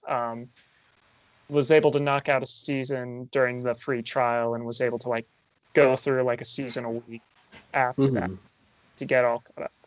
Uh, and the last season I saw in this like whole catch up thing was Guatemala. Hmm. Funny enough. But anywho, back to Millennials versus Gen X. This was a season where not only did I love like the concept of it, and like because Millennials, Gen X, we're always button heads, and so like Hmm. um, it was definitely something I was like, oh, Millennials got to get this. This was also a season I could have been on, but I didn't make it past the audition tape. Like Darn. I submitted the audition tape. Hmm. Uh, it's just I was not an interesting person, and I'm not saying that jokingly. I just wasn't. Yeah. Well, your type, you were up against Adam Klein and Will Wall probably. Like those Yeah. were the two people that they casted over you. Well, yeah. Among other things, I was Yeah. also kind of full of shit back. I'm full of shit now, but I'm more interesting. Uh, Yeah. anywho, so this was also I was going through a rough time during Millennials versus Gen X, and that was a show where um, it definitely helped through. Um, and that aside, we had so many great people come on the show. Will was one, being the youngest contestant ever, high Yeah. school. That was Yeah, his he, whole he thing. he dropped out of high school, I believe, to be on the season. Yeah, which was like, I mean, props to him. I honestly said I might have done the same thing. Mhm. Uh, but like, it's so, um, there were so many cool people. It gave us Zeke, Mhm. who such a great person. Gave us David. Gave Yeah. us, Jay. Jay. It gave, it was just so many great people. Mhm. One of the people I was looking forward to seeing, unfortunately, she was voted off like second or third, the gamer. Yeah, I was Mari. like, Mari, I was like, oh yeah, that would have been so cool to see her, make it all the way and stuff like Yeah. that, presenting more nerdy Yeah. stuff. Can't Yeah, really. I watch Smosh Games, and that's what she is on. So I was like so excited to see her out there. And that's kind of like what got me hooked. Actually, was like, oh wow, that's someone who I actually know going into this. And then to see her go out second, surprisingly, I didn't give up there. Yeah, yeah. Um, gl- I Yeah. mean, thankfully you didn't. Yeah. I think I had that moment was just like, do I want to keep watching? And I was like, yeah, I mean those other guys seem pretty cool too, so I kept watching because of them. Yeah, there was just like a really good cast, probably one of the best out of modern Survivor. Um, Yeah. and Yeah, I then think the only real problem is that there's no villains. That's literally the only problem with the cast. yeah, I mean there may be. I guess like it's there is no like villain, but There's you just know so many heroes. Everyone's a hero, honestly. everyone's like I think it's like a good. I wouldn't say like I guess like yeah there isn't too much drama on this season, but that's not like a bad thing. I think Yeah. there was some if we're talking about some fun stuff that happened freaking Figgy and what's his face, Is Jesse, is that his name? I can't remember. I forget, but like their whole dynamic and watching him kind of like implode on himself, that was fun to watch. Yeah. Feel bad for Figgy though, but like when Jeff is like Taylor's his name. Taylor, and when Jeff is like, do you want to get married right now? That was hilarious. Yeah. And I'm forgetting the guy who he was talking to Zeke. They were in a reward together. Oh, Um, Brett? Are you talking about Brett? who also turned out to be gay. Yeah. Yeah, I remember watching that with a friend of mine, and like she was like rooting for Brett Yeah. after that. But it was like that was such a nice moment between two people Yeah. because it kind of like also because they were both from the different millennial Gen X, that it Mhm. was like showing like what it's like from there and here, and like there were incredible moments like that. There was also, yeah, it's just a fun thing. And then watching Adam, granted I know when during our run of Winners at War I kind of shat on Adam a little bit. Undeservedly. A little bit. I think, yeah, but I feel like watching him kind of like pull through because like he had to he he he didn't had no reason to suspect that there was an idol out there. The fact that he went out, was able to find one, and pretty much fight tooth and nail to the end is admirable. Now in Yeah. Heroes versus or in Winners Winners at at War. War, I feel like his gameplay, it was definitely downgraded a little bit. No, except for like Mhm. there's a lot of good things I can say about Adam. Yeah. But like I'd say the only honestly with this season, the only thing that was I don't really have too many bad things to say other than like, maybe Adam did like I know like his mother was very important. It was extremely sad when you hear that she did pass away. But Yeah. I feel like I wanted to see him grow more as like he be independent from that. But it did feel like every single time, every single episode, it did mention that, and I'm like, um, I mean, it does play a Mhm. big factor in his like journey. Yeah. But I feel like it was like a little too much sometimes. Whereas like I know like little hints here and there, like, but I feel like it was every episode. Other than that, I think it's an overall fantastic season. Yeah, I mean, it never was too much for me when I was watching it. It was, and I think if he was using it as gameplay, I would have been not a I wouldn't have liked it. But Oh, if it was using he didn't gameplay, use it. Yeah, yeah, he didn't use it as gameplay. Like he was out there for his mom. He didn't use that as gameplay. He was like he only brought it up at the end because Jay makes him bring it up. fair enough. Like Yeah. he wasn't gonna say it to everyone. No, I mean like it wasn't. I mean, it was mostly confession. It was pretty much Yeah, confessionals. exactly. Where it came up. Yeah, but But like, I think that's just editing. Like if I was out there and I knew my mom was going through things, I would probably say it somewhere in my confessionals almost every yeah, day. And eh, so they end up kind of just using that stuff because they really want to hammer home like you should like this guy. Which that's just editing. I don't really take that. Like I'm not like, oh Adam, how dare you keep bringing this up. fair enough. like I said, I didn't hate him for it. It was Yeah, just I didn't hate him. I wouldn't say it annoyed me. It's just I wanted to know yeah, more about him as opposed yeah. to him bringing Well, something like that up. yeah. Well, Um, he was my winner pick going into this actually. Like after the first episode, I picked who I think who I thought would win the season, and I actually chose Adam. So I thought like, oh, I know everything now. I thought it would have been. I think I was rooting for Will because he was basically living out my dream of being like one of the youngest. Because the first time I auditioned was in high school, Hmm. and it was right. Trying to think of when it was.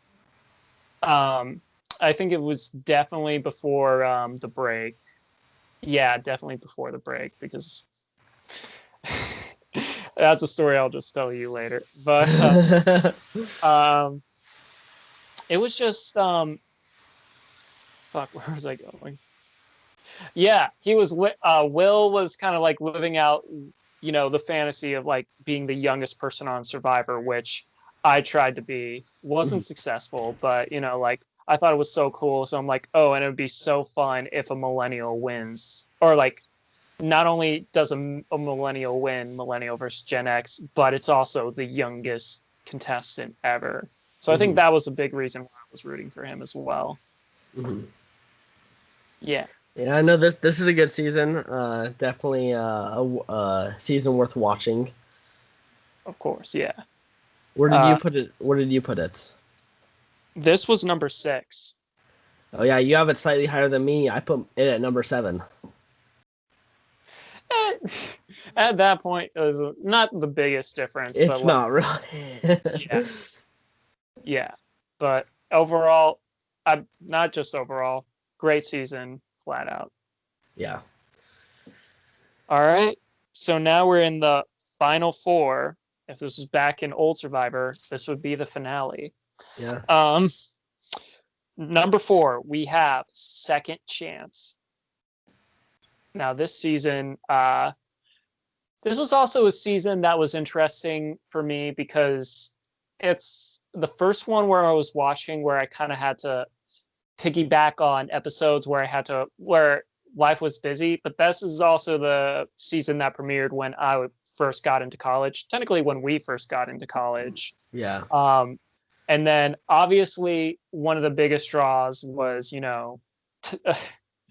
Spencer was back, and I was yeah, like totally rooting for him. There were so many. I think one of the genius parts about Second Chance, and I'm just talking about the premise, is that this is the first season where America got to vote for who was on the show, yeah, which was already such like a great gimmick that paid off so well because it's like it gives more people reason to watch yeah, as well as it gives the players, and they've even mentioned it, you know, more incentive to like win because not only did they get back because production liked them, they were also voted back to play again, hmm, which is like, oh, so like if they ever felt like low about themselves, they were like, oh, I have these fans who wanted me to play again. yeah. Uh, And yeah, because it was we voted them in, there's very few duds on the cast. Like there was the Monica Padilla who like didn't really do anything out there, but I besides mean, like I just voted for her because of Samoa. It's like, all right, let's see how she does without the whole Russell thing. yeah, yeah, and she didn't really do anything. Like I can't recall a single thing she does. Uh, Um, yeah. Um, and then Jeff, I, I think I voted for him because I didn't see Australia, but I was like, ooh, let's get some old school peeps in there. yeah, well, Uh, I ignoring what happens in Game Changers, Jeff obviously, Varner was super entertaining on the season. Like even though he was a pre-merge, he was still he didn't know what was going on, and it was so interesting to see him trying to figure out what was going on. I I don't honestly remember him as much Really? in this season. Oh, this is the season I remember him the most of his seasons. I mean, it's tough because when I rewatched Australia recently, I already have like all this stuff fresh in my head, but I think maybe it was the thing. Granted, Terry was a lot more buff and everything, Hmm. and like more fit. But maybe because in my head they were old schoolers, I was like, Hmm. maybe I confused them at times, which Yeah. is a dumb thing. But Yeah. Yeah, I no, think Jeff just, he had that dad bod out there. Like, he just looked like he didn't belong. And honestly, because he was so different from Australia, it looked like we had a new person out there. It looked like he wasn't a returnee. And he yeah, felt like yeah, he was it was a fan versus favorite season with one fan. fair enough. I mean, Kimmy could technically be considered, but I don't know. Like I So feel somehow because I can tell like, oh, that's Kimmy. If you compare pictures of no, Jeff Kimmy Varner was. back then, what? Yeah, yeah. I mean, because I just watched Australia last week. Mhm. I feel like with Kimmy, it is a different thing because Kimmy, like she flaunts her youth. Varner, he just kind of like has a totally, like you said, entirely different look. Back then, like, a bit more trendy kind of like vibe back then. Now it is more of the dad bod thing, whereas like, Yeah, he is seasoned. yeah. But But going, I think he had a great game ahead for the game, like in this season. I guess I just didn't really pay too much attention to him, Uh, unfortunately. he was one of the ones that really caught my eye from like the premiere. Hmm. I think I was, hmm, I guess because I had so many people that I was interested in seeing that Jeff was more of an afterthought. Oh no, okay, you're good. Um, I saw like a quick pause of like that. I was like, oh no. Anywho, I think because there were so many people I was excited to see, and Jeff was someone I kind of just voted in just because he was an old schooler, that I Mhm. didn't pay him too much time because I was more concerned with what Spencer was doing or what Wu was doing or Wigglesworth. I mean, Mhm. also the fact that Kelly Wigglesworth came back, I thought was Mhm. pretty cool. Granted, Yeah. she didn't play that much into the grand scheme of things, but I thought it was nice to like see her play again. Mhm. Because I do think she kind of earned a spot in All Stars, even though she wasn't in it. I think there was an argument for her to come back in that Yeah. season. Yeah, well, because she was the first runner up. She lost by one vote. Not only Um, that, she was doing pretty well in immunity challenges as well. yeah, but she did blow up her game. We have to remember she blew up her game in Borneo. Like That's she was primed to at least make like Final Four without even like trying.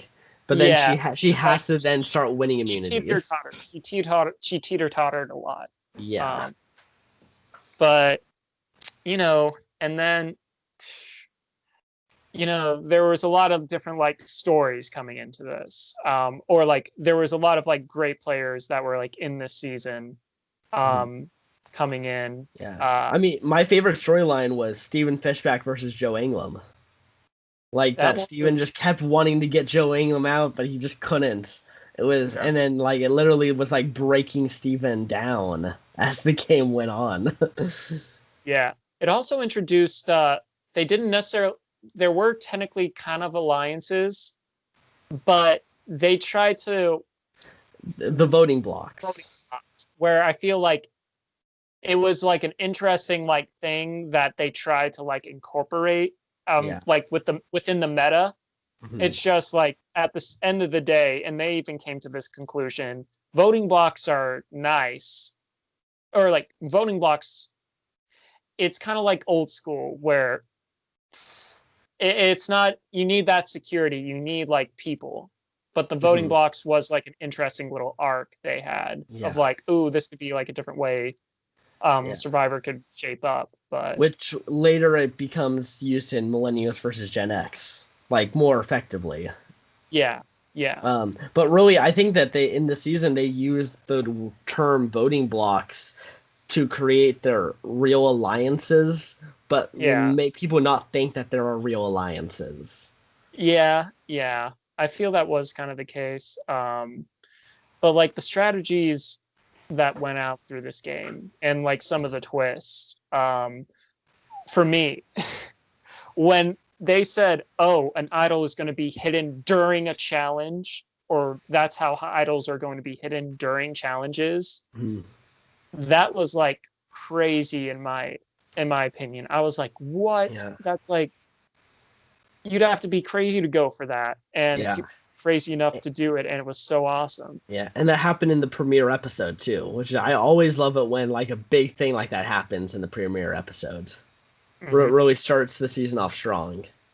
And I think that was like it was that moment where I was like, all right, Wentworth kind of earned her place, Hmm. as like definitely someone to watch out for. Yeah. Because not to say, or like not only the fact of like, oh, she found a clue and like, oh yeah, that means she's going to be involved, but the sheer, guts it takes to be like, Hmm. especially since it hasn't been done before, to be like, okay, we have immunity going on. If Yeah. someone sees me go back and do this, I am totally fucked. It takes a lot of guts Yeah. to pull off something like that. Yeah, because if they cash you, I mean, you might have the idol and you might be able to play it that time, but that means you're screwed for the rest of the game. The You game, still have 36 days out there. yeah, and she played it well, getting pretty dang far into the game. Yeah. Yeah, I mean, if she wins immunity over Jeremy, Jeremy goes home there and Kelly wins the game. Yeah, yeah, because and yeah, Spencer kind of like stepped back as more Yeah. of a, like his right hand man of Jeremy. But Yeah. I mean, I wouldn't say that I was like disappointed in how he played at all. It was Yeah. just more like, I don't fucking blame him, because like they put him through the ringer in Kagayan. Yeah. Like, He wanted to be in a situation where he wasn't constantly on the bottom of every vote. and I understand that, it's nice to have security, Yeah. or some of it. But Yeah. also like I also, and we'll get to this eventually. I mean, there's only 3 left if we've mentioned Kagayan. But they brought a lot of people back from one of my favorite seasons, which was Kagayan. We had Mhm. Chaos Cass, we had Tasha, we had Wu. A lot of like cool people that I really enjoyed in the series come back. And then it also gave us the twist, and it was going from 2 tribes to 3 tribes. Mhm. How that was another thing where I was like, what? No way. Yeah, yeah. This really made this become like a norm. Like now it's almost like you expect a third tribe to appear at some point. Yeah, it definitely yeah, I mean, now it is more commonplace. Mhm. Um which just kind of makes that season, like so groundbreaking, because Yeah. if we're thinking about when it comes in the time, Yeah. because like as me as a person that's seen not every season up until this point, but most, or like not most of them either, but like a lot of seasons before, up until that point, I've never heard of anything like that, and it was just like Yeah. totally bonkers when it happened, and the execution was sweet. Yeah, I just realized why Game Changers wasn't as good as it could have been. They should have put Survivor Cambodia on Game Changers. Just put the whole season as a whole, give it a body, put it out there on Game Changers. Yeah, yeah. I feel there was so much innovation in this season. Um, there was so much innovations in this season that like helped mold future Survivor a little bit, and it also gave us some interesting people coming back. Keith, who like Keith was, he's fun to watch. Is he the greatest like player? No, but he was still like entertaining to watch. Yeah. And so when he got back, that was nice. Yeah. It is crazy that in the final 5, 3 of them are from San Juan del Sur. It just kind of goes And to then show, the other 2 are from Cagayan. I mean, just goes to Like, show why those 2 seasons are awesome. It is a big, I wouldn't say coincidence, but I mean, it is something where, oh shit, that just kind of happened. Um, yeah, but that is a good observation. And like Kimmy, Kimmy's elimination was rather sudden. It was like they just all kind of agreed, Kimmy go home, and Yeah. then led to that happen. I was a little surprised Keith didn't quite fully grasp the situation at first. Yeah. I mean, he was willing to go home there. I'm like, dude, no. Yeah. Yeah. And then literally it took Kelly Wentworth to realize like, no, I want Keith to stay because that's an extra person that's gonna shield me pretty much. Yeah. Yeah. Um, yeah. What are some other things about this season? It was sad to see some people go home early, as is always the case with an all-star season. When Mhm. Vetus was voted out first, Yeah. that was shocking to me. I was like, what? No. I wasn't necessarily rooting for him, but I definitely thought he was going to make it further than that. Mhm. Um, Yeah, PG was a big shocker for me. I didn't want PG to go home. I mean, I didn't necessarily know PG as well because I did not see her season yet. Mhm. So I have Terry, and we've talked about this before. Um, it was as a, like if I was a father, I probably would have done the same thing because like your kids beyond anything should come first. Because like I find it, if that was kept from me, I would have been furious. But like, no, he made the right call and like going Mhm. for his kid. But it did kind of suck that we lost him Yeah. through something like that. Mhm. It was sad to see Wu go right before the merge. Yeah, because of that last minute tribe swap pretty much that screws him. Yeah, yeah. But um, honestly, there's not too much bad I can say about the season other than being a little disappointed that some people didn't go as far as I'd like. Yeah, but the thing is, then when you look at the people who made it that far, it's really hard to find like the real gaps. I mean, like Kimmy is probably the only one that I didn't want that made it into the merge. Yeah, Like that's the only one really. Like I like Cass, Andrew Savage, Wigglesworth, Sierra Easton, Steven Fishback, Joe Ingram, Abby Maria, Kimmy, Keith, Kelly Wentworth, Spencer Bledsoe, Tasha Fox, and Jeremy Collins. Like that's such a stacked merge. well, I mean, it was also one of the biggest merges we had up until this point, um, because it was like 13 people. Yeah, Never but even happened. then, if even if you go up the next like two or three, like that's still a ridiculously stacked merge. Oh yeah, oh yeah. Um, and I feel that. Sorry, someone keeps asking for my email, even though they should already have it. They sent me something last week, um, and he keeps ringing up my phone. um, there we go. No, he knows. He knows again. But yeah, I think that's another great thing about the season is we had so many people that were good players make it to the merge, where we had very few people like Kimmy, where we're like, eh. Mhm. Yeah, Yeah, and this season's so good that it's inspiring us to do our own second chance branch deal next week. yeah, guys, stay tuned. We have some cool picks, but we'll get into that, next time. Well, I will say that we mentioned maybe one or two people for it, but Yeah, all in good time. yeah, Um, it's going to be an interesting one. Fresh faces, people that you have never seen on here. fresh, which some of them actually surprised me, boiling down. But Mhm. anywho, um, but yeah, and second chance, I feel like every 5 years they should have like a second chance. Like if we're talking about like themes to come back in Survivor that need like a sequel or Yeah. like should be a recurring one. Yeah, there's always like things where it's like, oh, heroes versus villains and like fan cast stuff like that. I feel Mhm. like second chance is one where it should always, I feel like that's one they could always bring back, and Yeah, it's a nice returning player yeah. theme to Do you have. think they'll call it second chance?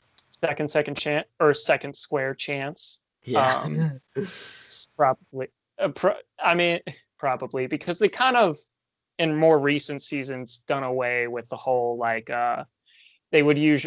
Granted, everything films in Fiji now, but they've kind of done away with the whole like native name to where they're filming, mostly due to the fact that they are filming all in Fiji. Yeah. But also it's like it's the theme of it that kind of like draws people in. So, and that's kind of like one of the things that helped differentiate some of the seasons, like Micronesia and Caramoan, stuff like that. But I don't know what they would name it. Second Chance 2 Electric Boogaloo.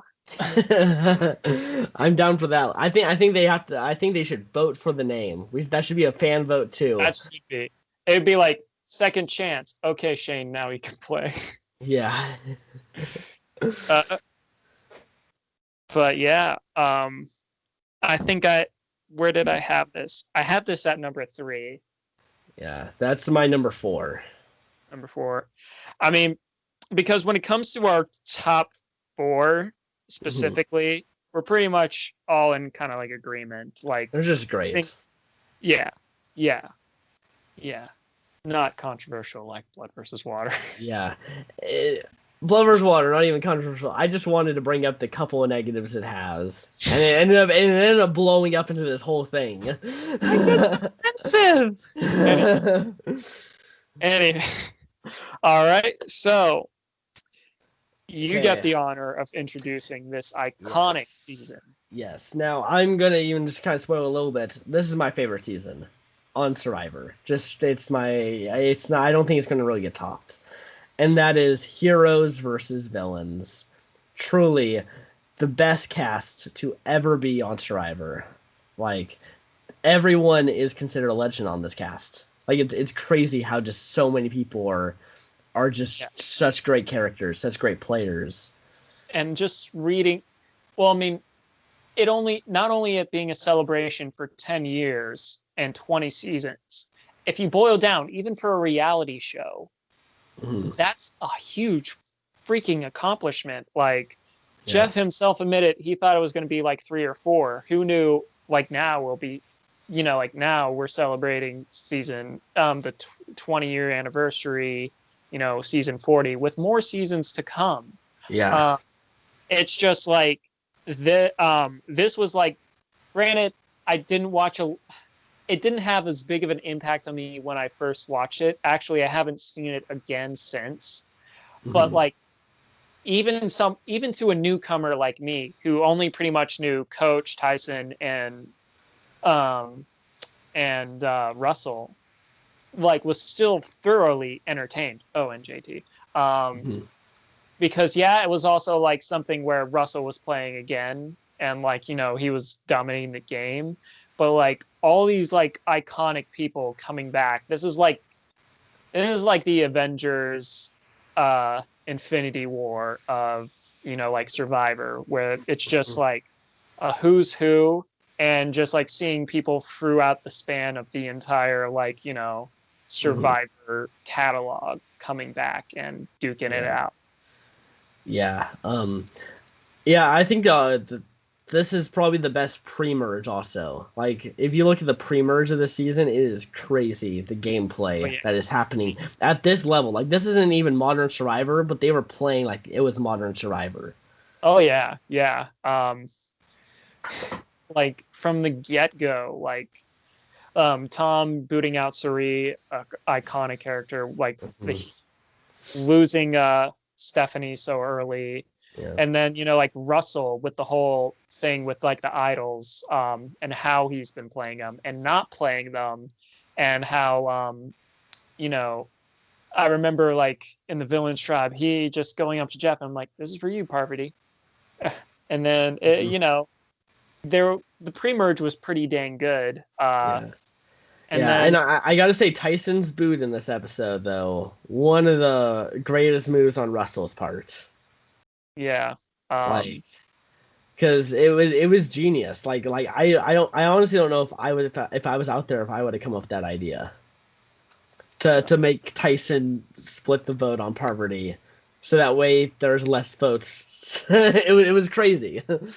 I mean, and that just goes to show, like, well, I mean, one of the advantage that Russell had was nobody knew who he was Yeah. in this Yeah, season, people thought he was like a good guy for some reason, even though he even was though on he the was on the villains tribe. villain I tribe. know. Why did like He why I would don't be know. the most suspect. I have no idea why like people on the villains tribe thought that he was like a good guy. I think, I don't know, because it's like he's the most suspect person. For me, it's kind of like, and I'll name drop here. So recently, what came in the mail was, and it's backwards for you guys, the Boss and Rob rule book. And I just finished reading that a couple nights ago. It's very nice read. It's, short chapters, basically like, rules of life, and he makes a little joke at the end. Mm-hmm. And one of the things is like, always be wary of what you don't know. Mm-hmm. That was Russell. Like, Yeah. as soon as they went to tribal, Russell should have been the first one, because you knew everyone else's game style and why they got a villain's mark. Yeah. You didn't know Russell. You didn't know what he did his season to get Yeah. that. Yeah. So I think that the reasoning for them it was that they didn't think the worst case scenario. They thought like, oh, they probably just wanted to have someone from this recent season, and maybe he was just kind of like a pseudo villain. well, I mean, they did, because I did some like reading on this. After we were talking about who does Natalie replace on Heroes versus Villains, and you were saying Sandra, I was like looking up and I was like, there was one female I couldn't remember, Danielle, and I was like, for some reason I couldn't remember her, and I was like looking through and I'm like, yeah, probably Sandra, and then he was like, reading up more on like why they chose who they chose. Mm-hmm. And like they had like a base list of like 50 people and narrowing it down. Yeah. And they said they're going to leave, like, they didn't leave it up open, but they were going to be like, all right, if there's one person that really stands out in Samoa, we'll put them in, but they have to really stand out. We got Russell, obviously. Yeah, obviously Russell stood out. Yeah. And so he either knocked out both. There are two people that say that they got knocked out because of Russell. It was Penner and Shane Powers. Mm-hmm. They both kind of like claimed that they were kind of like booted off like that cast list, but who knows? It's like a he said kind of thing. It's Yeah. Anywho. But yeah, like fear what to go back to what Boss and Rob said. It's like keep fear what you don't know, or not fear, be very cautious of what you don't know. Preparation is everything. If you prepared on everyone else, you take out the one wild card, because going forward, everyone else, know how to make counter.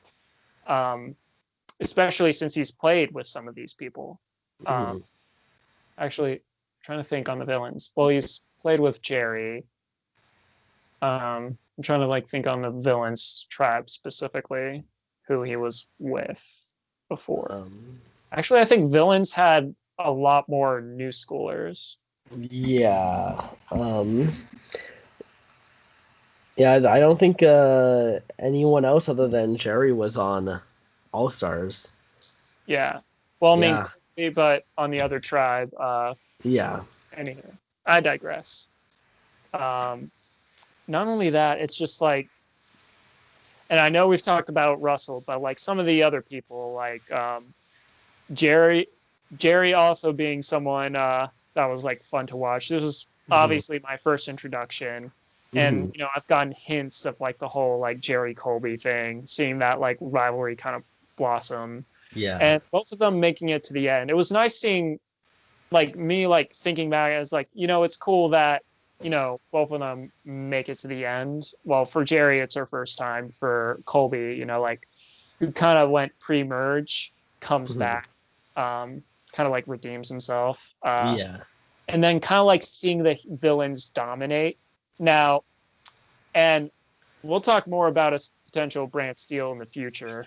Hmm. I guess what it is because of I mean, we're how talking about heroes versus villains, so. uh, anti-heroes versus anti-villain. Anywho, um, but it's like back then, since I was an angsty little fucker, I was like, oh yeah, villains. I'm gonna root for the villains. But it's one of those themes that carries through the entire thing, where it is kind of like heroes versus villains through and through, and it gets that way to the merge where it's and it gets so defined when it's like, you know, JT goes out because he tried to help someone because he was trying to earn his spot back as a hero in his tribe's eyes. And then the biggest villain on that side is like, yeah, I'm gonna use this idol against you to get you voted off. Like you got themes like that throughout it, and it made it all the way till, you know, Colby got booted. Yeah, I mean, if Russell wasn't as big of a villain as he was, and he went along with JT, like JT, that would have been a great move on JT's ends. Like it really would have. But you know, he didn't know what he was up against, just as you were saying. It's like Rob and I are saying, best buddies now. We you gotta fear what you don't know, or not. Be cautious of what you don't know. I'll look it up later and be like the exact wording. And I mean, and this is when stock for JT kind of went down. But also this was I mean, that big twist, and it was so good, and it was such a great move on you know, Russell's part too, where yeah, he was literally handed an idol, but like not was he, but he used it so well. It was just so crazy to watch. What else happened? There's so much that's happened. Like I know when I was younger, like I said, I was more angsty, but then you know, but there were some heroes that I like really enjoyed. Like I didn't know everything that happened, or you know, like happened prior to heroes versus villains with Rupert. But I was like, oh, this is really cool, and it was nice, like watching him play. And I still remember the look he gives after he was eliminated. That like kind of like death glare. You know, those are some of, like the images that kind of like stuck to my brain. And then the people, the two girls fighting over, you know, the clue. The clue, and Colby's just sitting there watching Treasure Island like, or whatever. Guys, just chill. Who found it first? All right, let's continue our movie night. Yeah, like he just didn't care. But I mean, granted, he didn't necessarily play when idols were a thing, so I guess he didn't fully grasp the weight of that. But you know, there were so many like great moments. I'm like, even to a newcomer who did not really know much about Survivor, it was so great. That's one of the reasons why it's such a great season. Not only do you get so many iconic players, but you get so many iconic players that are doing so many great things. And you got the characters, you got the gameplay, you got the stories. Like you basically have everything that you ever need in a Survivor season, neatly packaged into this great 10-year anniversary. Oh yeah. It was fantastic season, and I'm so excited to watch it again. It's going to be a long time till I get there. But always a great watch. I did have it at number 5. I guess that's most, because we're talking about our favorites. It's probably going to change once I finish everything, because when I originally watched it, the only time I've watched it, I didn't know like everything that has gone on prior to like the buildup of these people. But like, it was so fun to watch, whether you were a veteran of the show who's been watching for years, someone who's been binge watching, catching up, or someone who literally started watching like 2 seasons ago. Like, just overall, a fantastic season. Mhm. Yeah, no, it's definitely a season that's worth watching after you've seen a good chunk of the previous seasons. Don't do I what Ryan did. yeah, don't watch this after a couple seasons. I mean, I don't blame myself because I was so into Survivor and I was Mhm. like, oh, I'm gonna watch it, and I didn't have those things available, the resources to watch the old seasons. But anyhow, um, epic season, Mhm. epic. All right, now at number two is it's only one or the other. It's either Mhm. Winners or War or Kagayan. Mhm.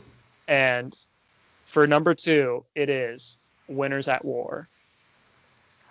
This season, other than other, like 20 years in the making, it's also a season where it's an all-winner season, which Mhm. already gets people so hyped because not only do you get to see some people play that we haven't seen in a long time, like since All Stars for a couple of these guys,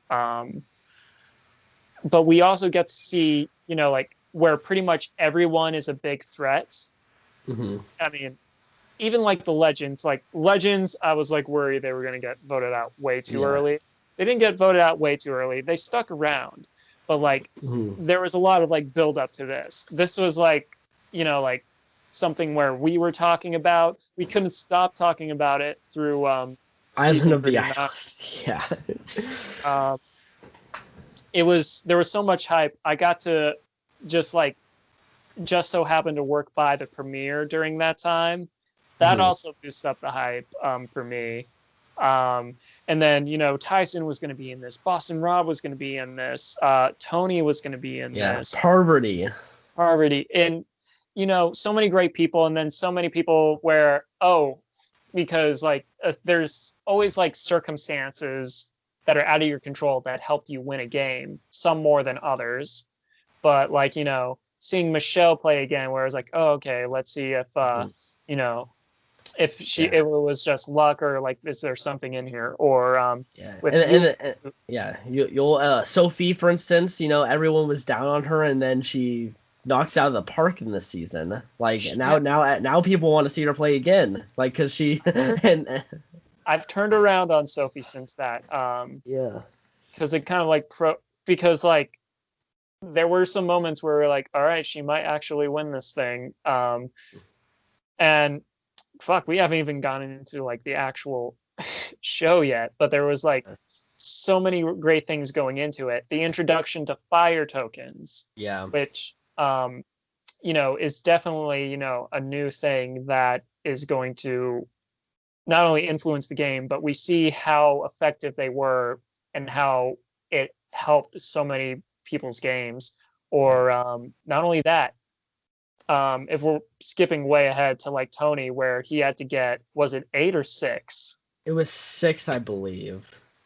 6 fire tokens. And we were like, that's fucking insane. But he was able to do it. It brought so much gameplay into it, more so than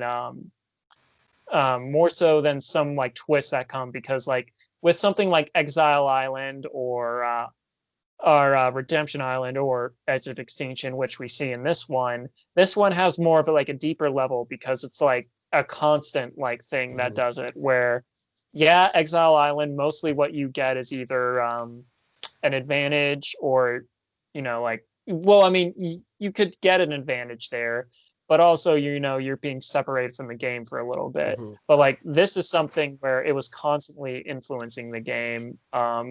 And it's something that really tied the people voted off to the main cast, which was also another great element to this game or to this season was that, oh, okay, one of your favorites was voted off, and like, oh, they're on edge, which is cool because you can still like see them and root for them. Mhm.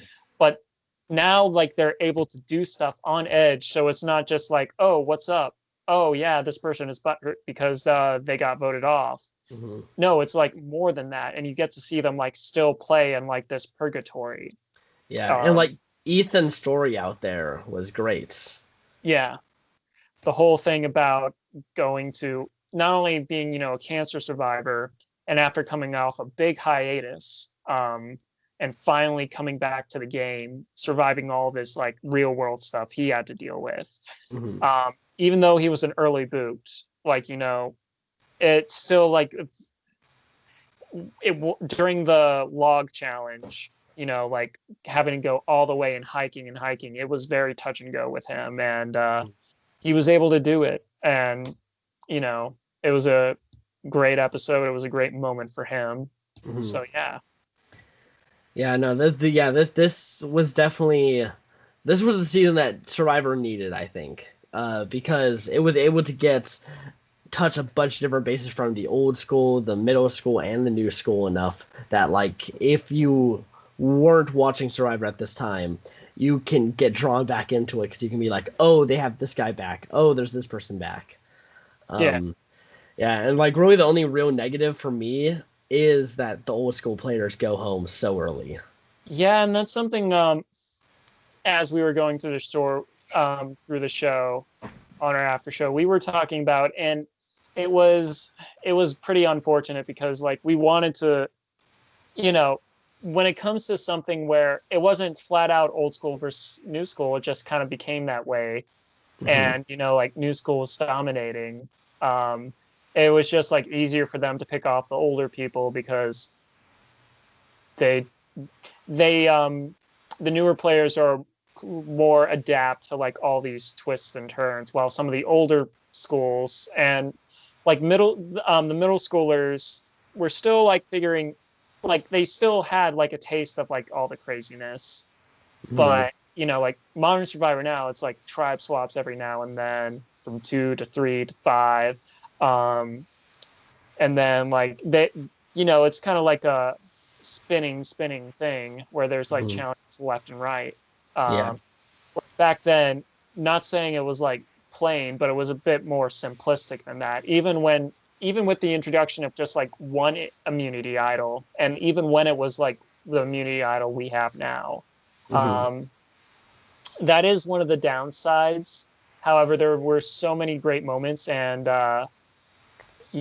through that, where I wouldn't say it makes up for them not lasting so long, but there Mhm. was a lot of like cool stuff that happened as a result. Yeah. Um, yeah. Where to begin? Uh, Yeah. I think one thing that really sticks out for me, um, is that everyone being scared of the legends and not wanting to vote them out. When the very first tribal council, it's like, and Parvati looks at Robin and is like, is something wrong here? Why are we not being like? And then I was seeing that, and then it was like so crazy because we both knew that Sandra and Rob were not long for this. We were right in a sense, but like Mhm. not being the first targets and everything, and actually seeing them run the game and them actually having power Yeah. was it was cool because that was a big concern going in. Yeah, we thought that they were going to be very early. I like Rob could have honestly been in like a first boot. Yeah, And it would have made sense. Like it wouldn't have been like, what? Boston Rob is first boot? Like he's Boston Rob. Of course he's going they to be a built the target. and and they talked about Island of the Idols because Yeah. obviously, um, but like they built a statue of him. He's he was the first one to come back 4 times, and he's Mhm. also the first one to come back 5 times. Yeah. There's that just puts a huge target on his back, and then someone already being a 2-time winner like Sandra already puts a target on the back, even if she's Yeah. not like the biggest threat. It's because sometimes perception is most times actually perception is more important than reality, Hmm. because because she was a 2-time winner, that's what made people afraid of her. Yeah. Which is uh, crazy because I started watching this other reality show called The Challenge. I don't know if you've ever watched I've it. heard of it, yeah. Well, there's this one guy who just won the new season, and that's his fifth time winning. Wow. I Yeah, mean, yeah, he's like he's their Boston Rob pretty much, and it's now his fifth time winning.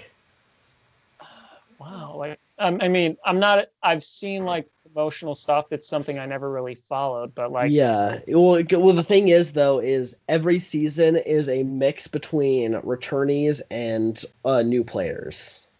okay, So it's not so like this guy's played like 12 times. 12 times. Yeah. Yeah. I mean, if he's getting paid and that's how he's making his living, by all means, man. Exactly. I mean, yeah, this last one, it's not every season's not $1 million though. Do what? Like every season's not $1 million like Survivor. Uh, I mean, still, I mean, you Yeah, get money for being yeah, on the show, at yeah, least. but yeah. Oh yeah, no. There are people on this that literally just like that's their job. Is they just be on the show. Like as long as they're not one of the first few ones out, like they've made their money.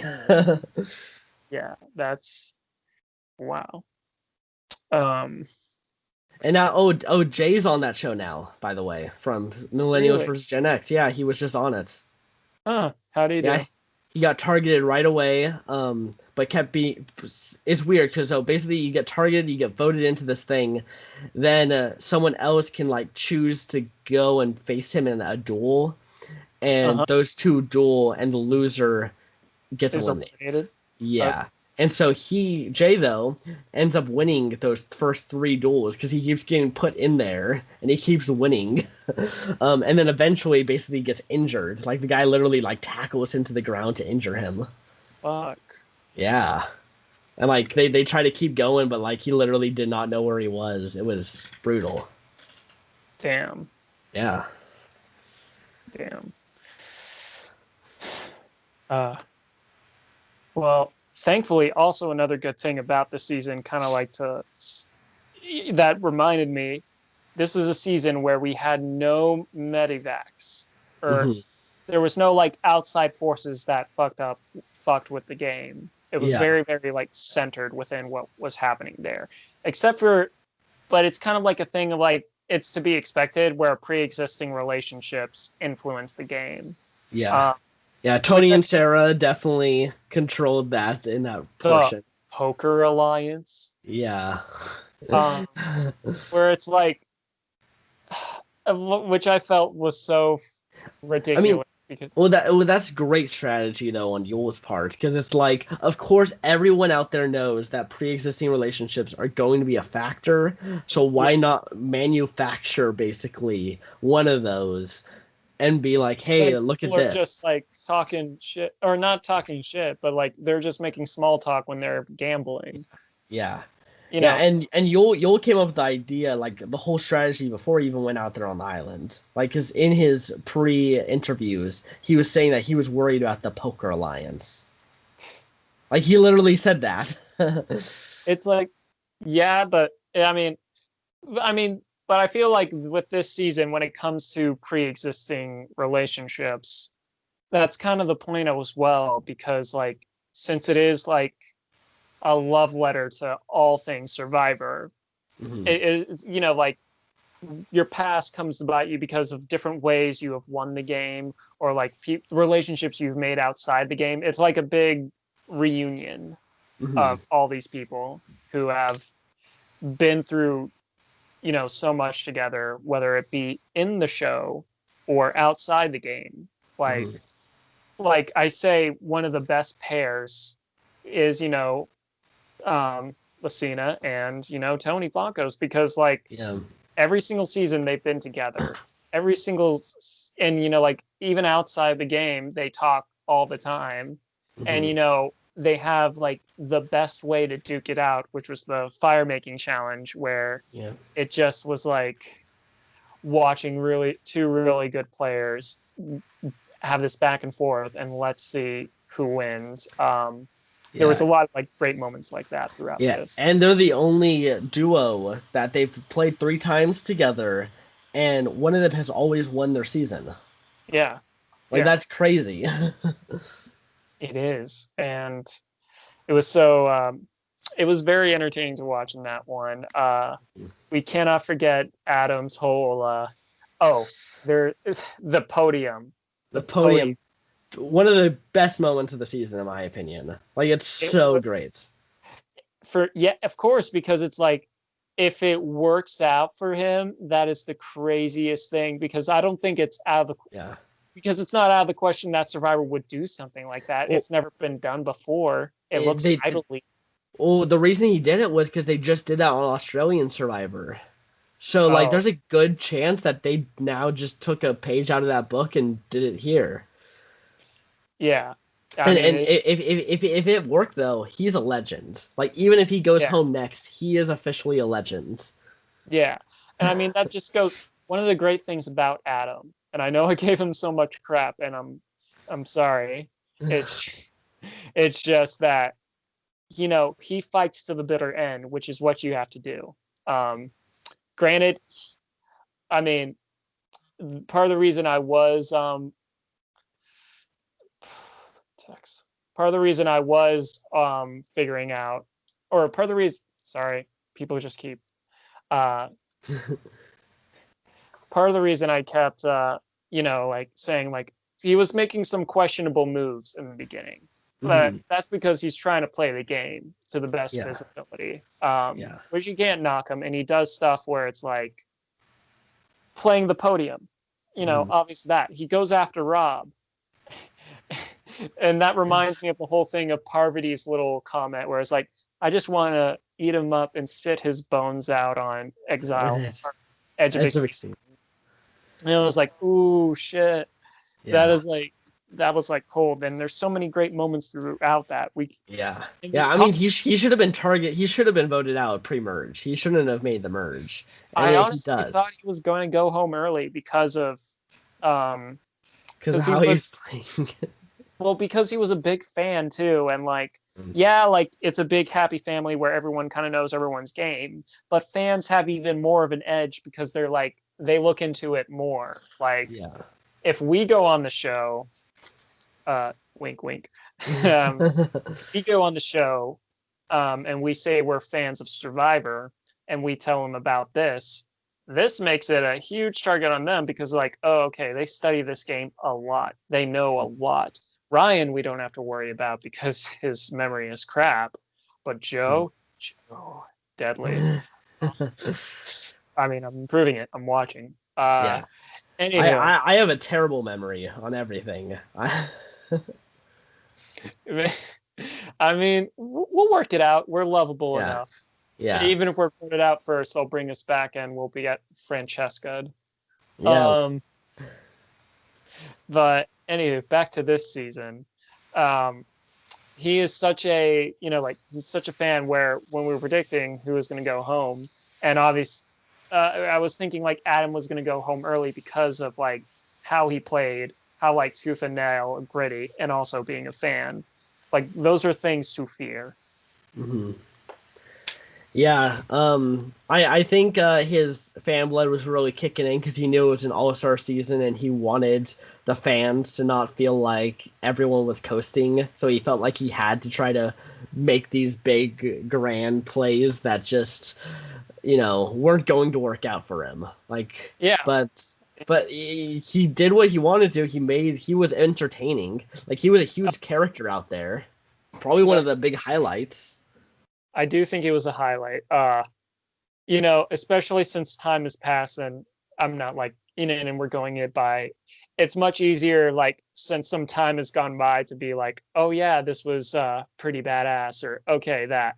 And like I said, sorry I shat on him so much. It was just Yeah. like he was doing some crazy shit and I was questioning what he was doing. Yeah. Yeah, well, that was the case. People either really respected Adam's gameplay or they were like, why is he doing all this? Because he's a fighter, and Yeah. that's one thing you've got to admire, and that's one thing you have Yeah. to do out there. Yeah. I mean, Uh, I think he's coming back definitely. yeah, yeah.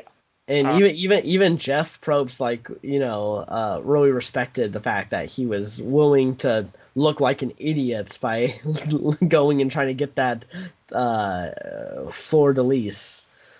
yeah, that was I mean, there. Yeah, Adam is someone where we all kind of wanted to see play again, and he did.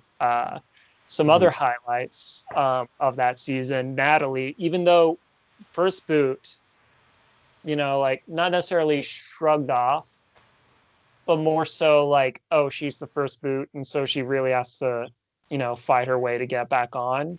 Mm-hmm. Yeah, it's like we don't normal. Well, I mean, because Edge is still like such a new thing, a new concept. Only within like the span of a year have we really gotten to know it. Mm-hmm. But like, someone that was a first boot coming back and then playing so well, and then like, especially in this season where so much of what you do on Edge can influence the game, you realize how much influence Natalie has had throughout the entire series, whether it was like bartering for fire tokens with people that are still playing, winning certain, finding tokens instead of other people finding tokens, and then like, helping, or like the whole thing where it was very end, giving like Tyson, an idol in case he comes back, and like doing like jury stuff like that. There's like so much was going on, even though she wasn't like in the game. That just boils back to the whole Edge thing. And it's like by the end, like I was always interested to see her play again. And, like when she was eliminated, I was like, that's a little I wouldn't say disappointing, but it was like, not necessarily, it wasn't a missed opportunity either, because she did come back into the game and played so much. Yeah. People weren't sure how to take at Natalie because she was considered also one of those like threats. Like she was considered a great winner, but also she wasn't like the biggest of the winners where they wouldn't want to target her first. Yeah. So she hit that middle road, which we saw ended up biting her, is that she was a good enough winner, but not super amazing. Right. Yeah. Let's see.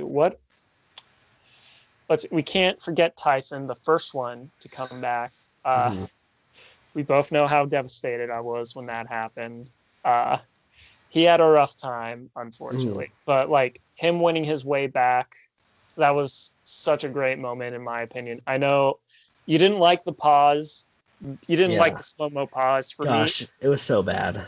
I was so engrossed into it. I was eating it up like the peanut butter that Tyson was Tyson gaining his strength. And also the peanut butter thing.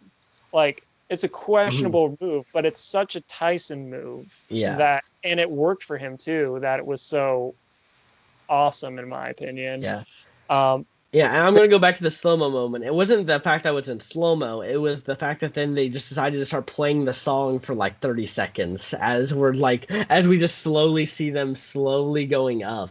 Like, it just, it's supposed to be a dramatic, tense moment, and I started laughing. I guess it depends on what scope you're watching it in. For me, I guess because I was so wrapped up in it, because back in the day, Ryan would get up from his bed and be cheering on people on the TV. And this isn't like a kid thing. This was something like Ryan in his teens was doing. And that was a moment where I, revisit that whole teen Ryan cheering thing where I was like, come on, Tyson, come on, Tyson. And I'm doing this quietly because all my roommates are asleep at this point because I get up earlier than all of them. And then like when he got back, I actually paused it and just did a victory scream throughout, like a silent victory scream. I ate it up. I'll admit it. I can be a sucker. I am a sucker. I mean, I feel like you're definitely their audience for that kind of thing. I absolutely was just like, come on, that's just bad. Like, I felt like they were trying to sell the song, because I know that they sold the song. They were selling on like iTunes and stuff, and I feel like they were really trying to sell the song this season. Maybe, who knows? It is a possibility. At the end of the day, it is business and all that jazz, but. I don't know, it worked for me. And it was cool, like seeing, Boss and Rob kind of like in that, like, like in that nitty gritty as well. Because like seeing like seeing legend after legend kind of like go was a little sad. It did, like, Parvati not making it to the merge was hard. that was one. Yeah. It was hard.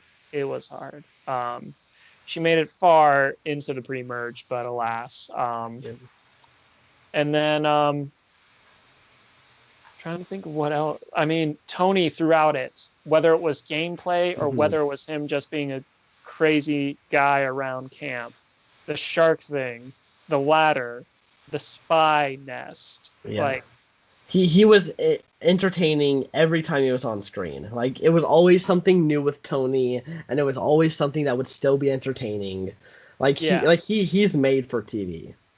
yeah, and not only that, just like the incredible odds he had to come over, because one, being known as, I think he kind of redeems his like villain thing. This season, it was more strategic as opposed to like, I'll swear on anything to get ahead. Yeah. He was more grounded in reality. I mean, like, he's someone that learned from his mistakes. He was also an early boot, so that could give some people incentive to vote him off again, because they were like, oh, he's such a big threat. We can't let him go far. Let's do it again. Well, I think that his Game Changers thing helped him win the season. I think the fact that he went home early there made him realize, oh, I can't be doing that. Yeah. In Game Changers, they didn't want to vote him out there. They had to because he was a wild cards. Like they wanted to work with Tony, but Tony in that season actively made it so people didn't want to work with him. Yeah. I'm gonna go for the idol. Yeah, exactly. Like you do that first thing, like you're not going to get integrated well enough. Yeah, and then not only because like the whole thing of lions and hyenas, he gave it a name and it makes sense. The fact that he was a lion and made it all the way to the end without a single vote against him. Yeah. And how he was able to like pretty much coax in pretty much everyone. Yeah. Like even with like Jeremy, and he won 4 individual immunities. Definitely, it was a lot. I don't remember the exact number, but it was either 3 or 4. I think it was 4 though. It might have been 3. I don't know. I'll look it up. Let's keep talking. But like, you know, and not only that, just like improving his gameplay overall. Like it was fascinating to watch. It does make him the best Survivor contestant of all time because of like winning 2 seasons already kind of gives you a nudge. Also, the fact of like how he won this season. You know, I wouldn't say it's not necessarily a clean game, but pretty damn, like, he never was like too promisey with a lot of people. He didn't swear on anything, which obviously he learned his lesson, but like, you know, pretty clean game overall. Yeah, he did win 4 individual immunities. Nice. Yeah, and his only time that he could have gone home was when Denise played the idol and got rid of Sandra. That's the only time that he could have gone home. In that moment, because Denise was someone I was also excited to see play again. That moment was so great because it knocked it. If Game Changers didn't knock her down a little bit that time, it certainly did this time when it came to Sandra's ego, because you know, it's something where she thought she was untouchable. And I gotta be honest, because of this, I really don't want to see Sandra play again. Like this season made me just not want to see her play. She's done. Yeah. Like she said she was done when she left. Well, I guess afterwards, because she got so much backlash, she's like, you know what, maybe I'll go out again. I'll prove you all wrong.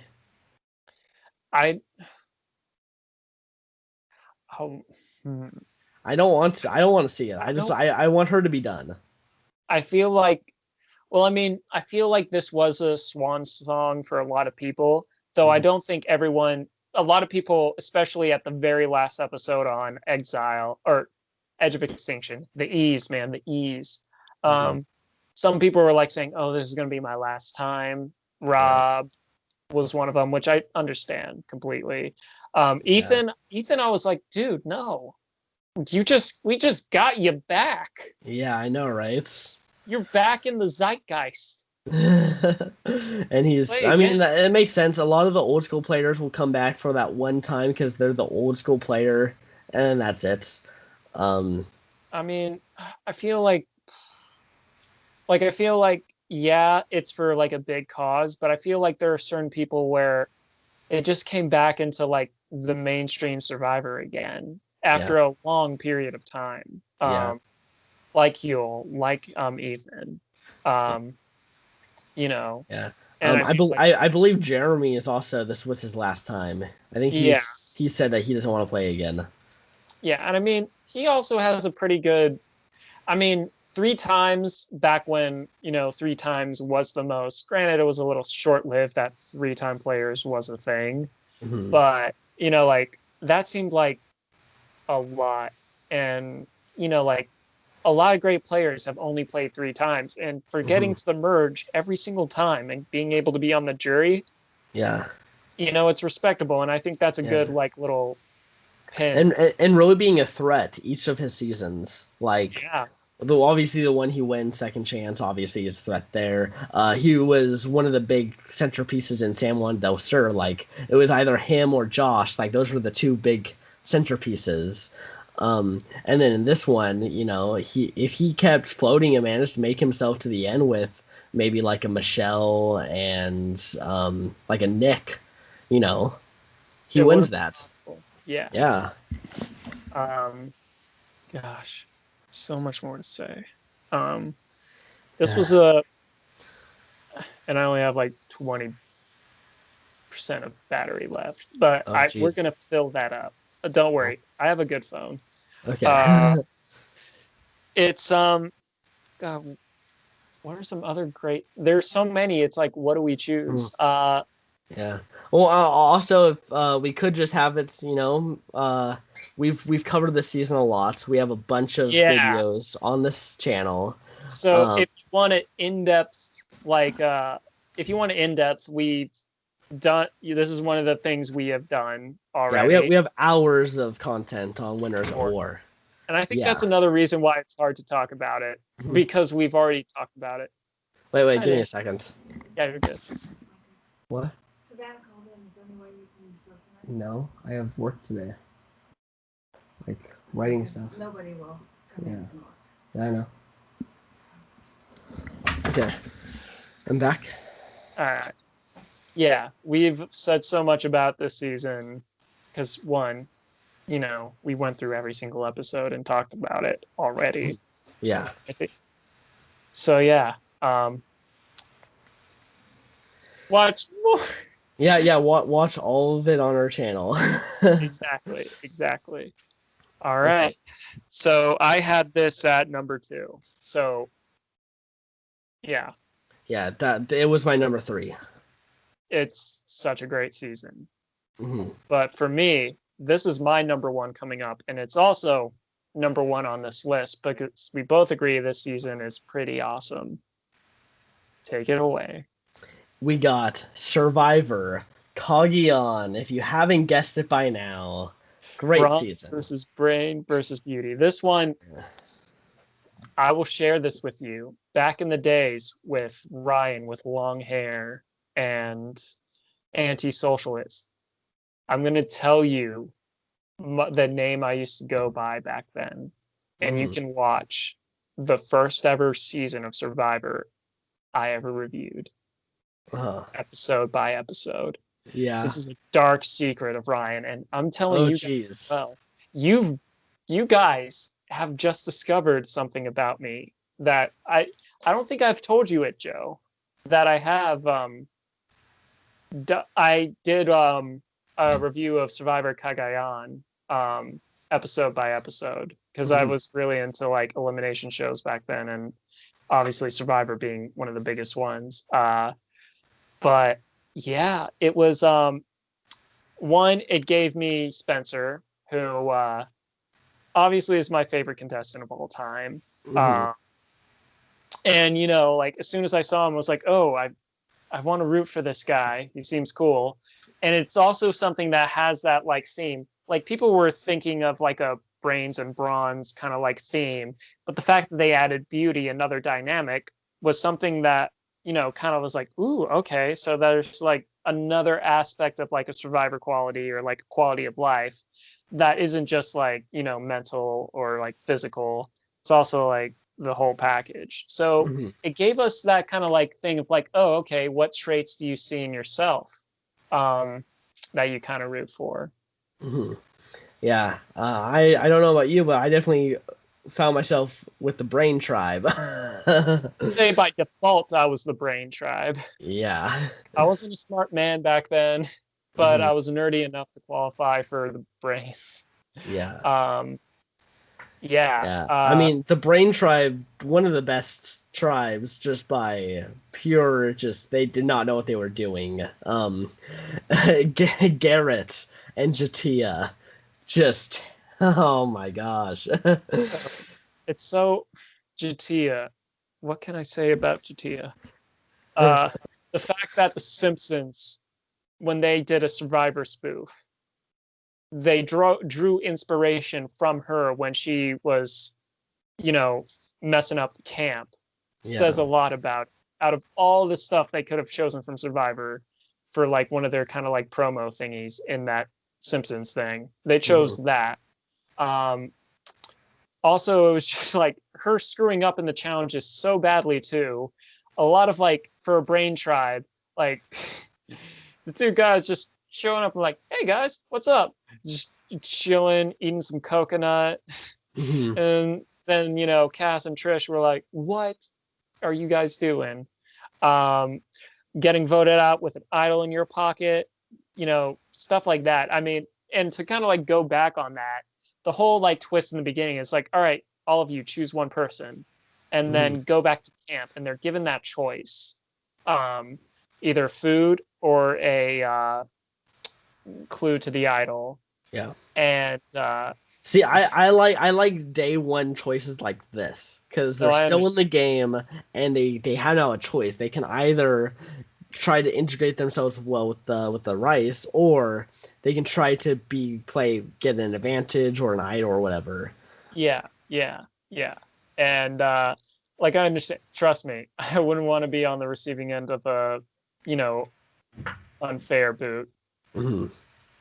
But like, yeah, this was one where it worked out pretty well for most of them in some regards. I mean, Morgan, she got in more hot water than pretty much everyone else because obviously she was around longer to feel those consequences. Hmm. I feel, yeah, I mean, this season, I feel like it has such a great group of people from like pre-merge to like, the merge and has a really solid finale, in my opinion. I really Hmm. liked everyone that made it to the finale. Yeah. Well, and it's cool because up until that point, we didn't have the family visits, and I think that's a good reason also for the season is that we didn't have the family visit too early. As you Yeah, know, I don't like the family visits, I and so the fact that it was a very small portion of the finale, how it starts off, it's great. yeah, yeah. I'll admit it was. I wasn't necessarily thrown off by it, that it wasn't earlier, but it was a nice like thing to include because Yeah. it's for people who aren't as big of a fan. It's a nice little like, okay, it's not the major focus. It also gave us, speaking of the finale, the return, or not. It wasn't like the return of it, but like saying hi to the final two, which that Hmm. was something I was kind of I was happy to see because I don't know. I like the final two a little bit more better than final three. Hmm. Um, I don't know. I guess it's like a numbers thing for me, but like I like it how it like kind of like furthers the thing of like truly one person, last man standing, and you get to like final two. Hmm. And then like yeah, there were so many things. The super idol coming into play. Hmm. The Yeah, the Tyler Perry idol is what it was child. called. Yeah. Um, yeah. There's so many great things. It Hmm. has a very cool when they're dropping off the stuff, and it's like Spencer and Wu and was it Trish? I think it was Trish when they dropped off the stuff to the kids. Oh, no, that was Cass. Cass. I knew it was someone from the Brain Tribe. Yeah, I remember Cass saying that Wu was actually coming out of his shell. Yeah, which that's another reason why I liked Wu, because I was a very shy guy back then. And so like, yeah, he was this cool dude that knew karate, but he was still like, he was more grounded. Like he was a bit humble. And then like him doing the karate stuff for kids, I thought that was super cool. Yeah, it's there was a lot of great moments. One of my favorite ones when they got to visit, like and do the charity stuff. Let's see. Gosh, there's so much. Cass was a pleasant surprise for me when I watched the TV guide breakdown of everyone. I was like, Cass. And you can see this in the old video I did where I was like, she's like a blank stamp, rubber stamp. No impression. But she ended up being one of the, I wouldn't say she is like a villain, but like I wouldn't even say like a type B or A. I feel like she's chaotic neutral. Yeah. Well, I actually think that if Wu took Cass to the end, there's a chance she wins that, because she's also a lawyer. Like she knows how to pitch her case. True. And I know that like, people liked Wu, but that was really all he had going for him. And this season was such a brain, like people were thinking. And I think that she was thinking way more than Wu was out there. And I think that there's a good chance that she possibly takes the win if it's Wu and Cass. I mean, when you put it that way, yeah, it is possible. But wait, didn't they do the vote of like the what if? I don't think they did that this season. I don't remember it. Either way, I feel. I mean, I wouldn't have minded because of the whole, me going into it. I was rooting for the Brain, so like even if it was Cass, I would have been like, oh, it's cool, Brain won, even though they've had 2 seasons of BBB and no Brain has won yet. Yeah, one day. Very close. Aubrey was so close. So close, but yeah, Cass was a pleasant surprise for me, and it's the great things about pleasant surprises, they're pleasant. You enjoy them, and they're a surprise, which is, good on itself. There were some people. I honestly, there's no one on this cast that I'm like ew or like I'm not a big fan of. Yeah. Like there's no one. I'm not like a big fan of every single one, but there's no one who's like. I'm like, oh yeah, like what were they doing on this season? There is one, and I will bring it up this one, and it is the person who quit the game, which was Lindsay, who basically quits because her closest ally gets voted out, so she doesn't know how to handle it. Oh yeah, I do. Yeah, I forgot about that. Yeah. Well, I mean, she's the one. I don't think that way for anyone else. It's just her. Okay, fair enough. I forgot about that. Memory. Yeah. My memory is shit. But yeah, that one was, well, if I recall it, like, yeah, there was a quitter, which is strange that it's my favorite if it has a quitter. Anyway, because it was kind of close to the merge too. Yeah, it was like 2 votes away, I think. Around that, because her closest ally was like Cliff, right?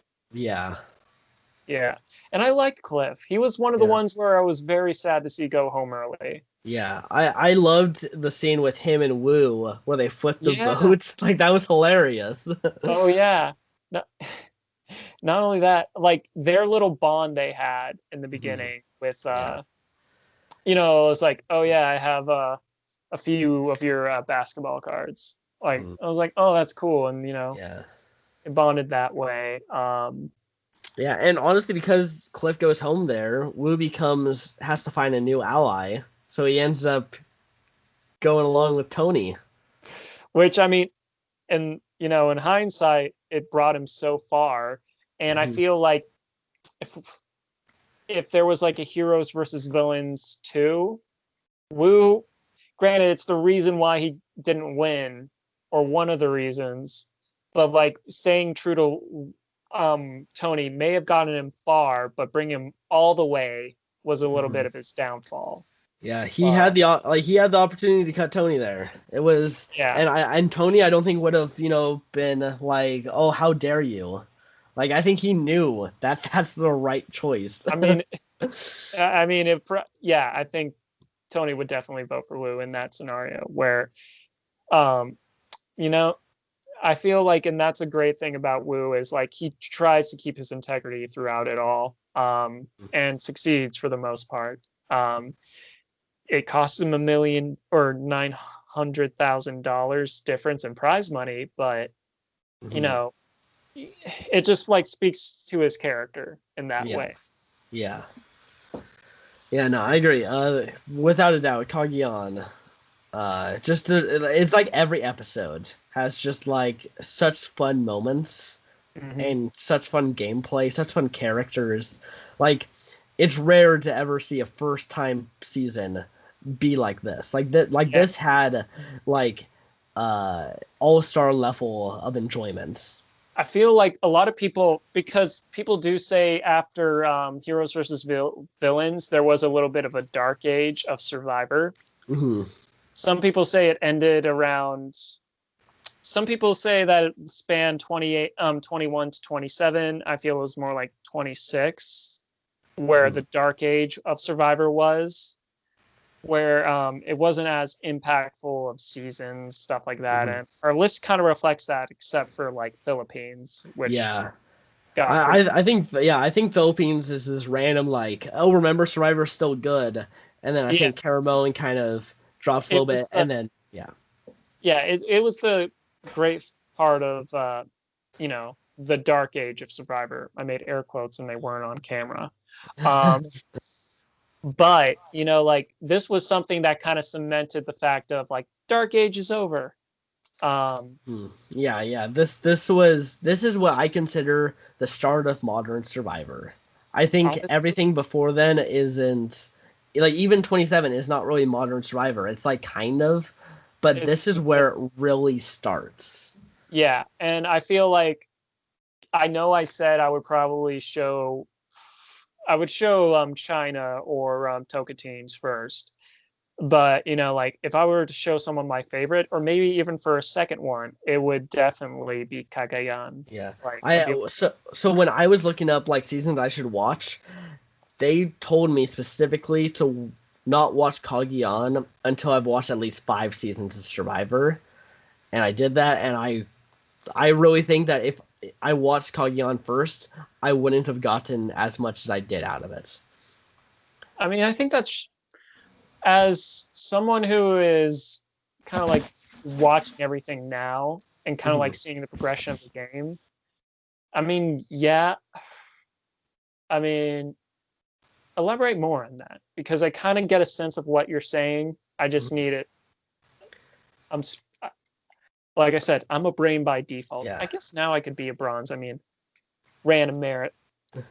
See, not a brain. There it Random is. marathon. Yeah. Yeah. I mean, it's just there's so much kooky, chaotic gameplay that makes sense if you've seen the show, but if you Yeah, haven't seen the show, you're just like, why? What is happening? fair enough. And kind of like what you said, it is like the introduction to more modern Survivor. Hmm. So yeah, like I said, I would show someone like mid school Survivor. Yeah. So Yeah, yeah, I really think Tocantins is a great representation of like Survivor as a whole. Like if you want to just see like what Survivor is. yeah, Um, yeah, and then I think Millennials versus Gen X is a great introduction to New School Survivor. yeah, yeah. I case in point. Yep, exactly. Those were the 2 seasons that got us in. Yeah. Wow. Which is funny when you think about it. Uh-huh.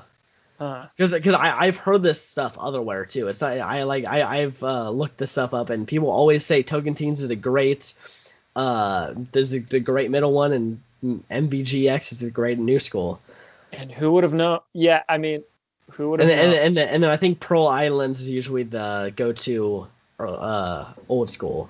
That's the first one I watched of Old School. Yeah, Yeah, just wow. So much Survivor, so little time. I know, right? But we did it, man. We got through all 40 seasons. We did it. This Oh, was a very ambitious video. I didn't think, well, I wanted to wait until I rewatched everything, yeah. but that takes forever. And Joe was like, let's do it. And I'm like, all right. And I think it's better because now we get to like discuss everything. Hmm. And this it's fun just like talking about Survivor, especially since September is coming up. We're not getting a new season. Yeah. So all we have is the old ones and Brant Steele's Yeah. and our imagination. Yeah. I mean, this if you compile all of these videos, that's like an 8-hour video. Bro. Wow. And we Yeah. even split up the last two. Yeah. It's still kind of like ended up being still a little bit longer. Like this is what we started filming around 1:30. It's like 4. Yeah. I mean, a little. This recording has gone on for 2 hours and 50 minutes so far. Jeez. I mean, well, I mean, like I said, and we've only talked about 10 seasons. Well, because we know so much about these seasons, and we're, obviously there are favorites. Yeah. We're going to talk more about it. And granted, I added like 50 of those minutes with Blood versus Water. Blood versus Water. Where we had our little fight, but it's all good. We still love each other. Yeah. Well, it wasn't even a real fight. It was just like it was a little mini nerd argument. Yeah. But yeah, wow, we did it. Okay. Yeah. Now we get to look forward to the rest of season 2 of our Brant Steele. Yep, which is going to be Second Chance, and then All Stars 2.0. Yeah. I'm excited. I've already started working on who I want to draft for my All-Star team.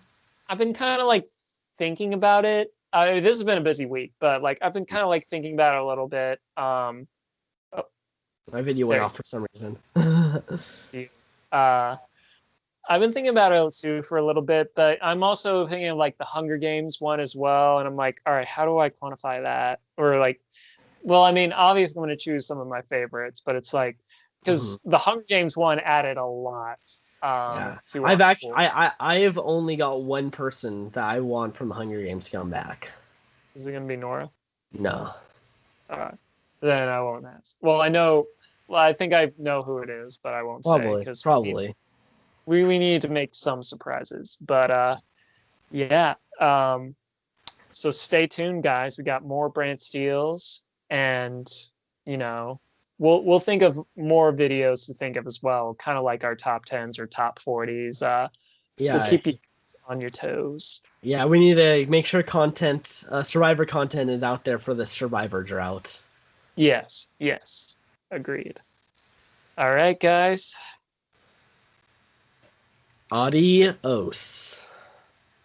The fans have spoken.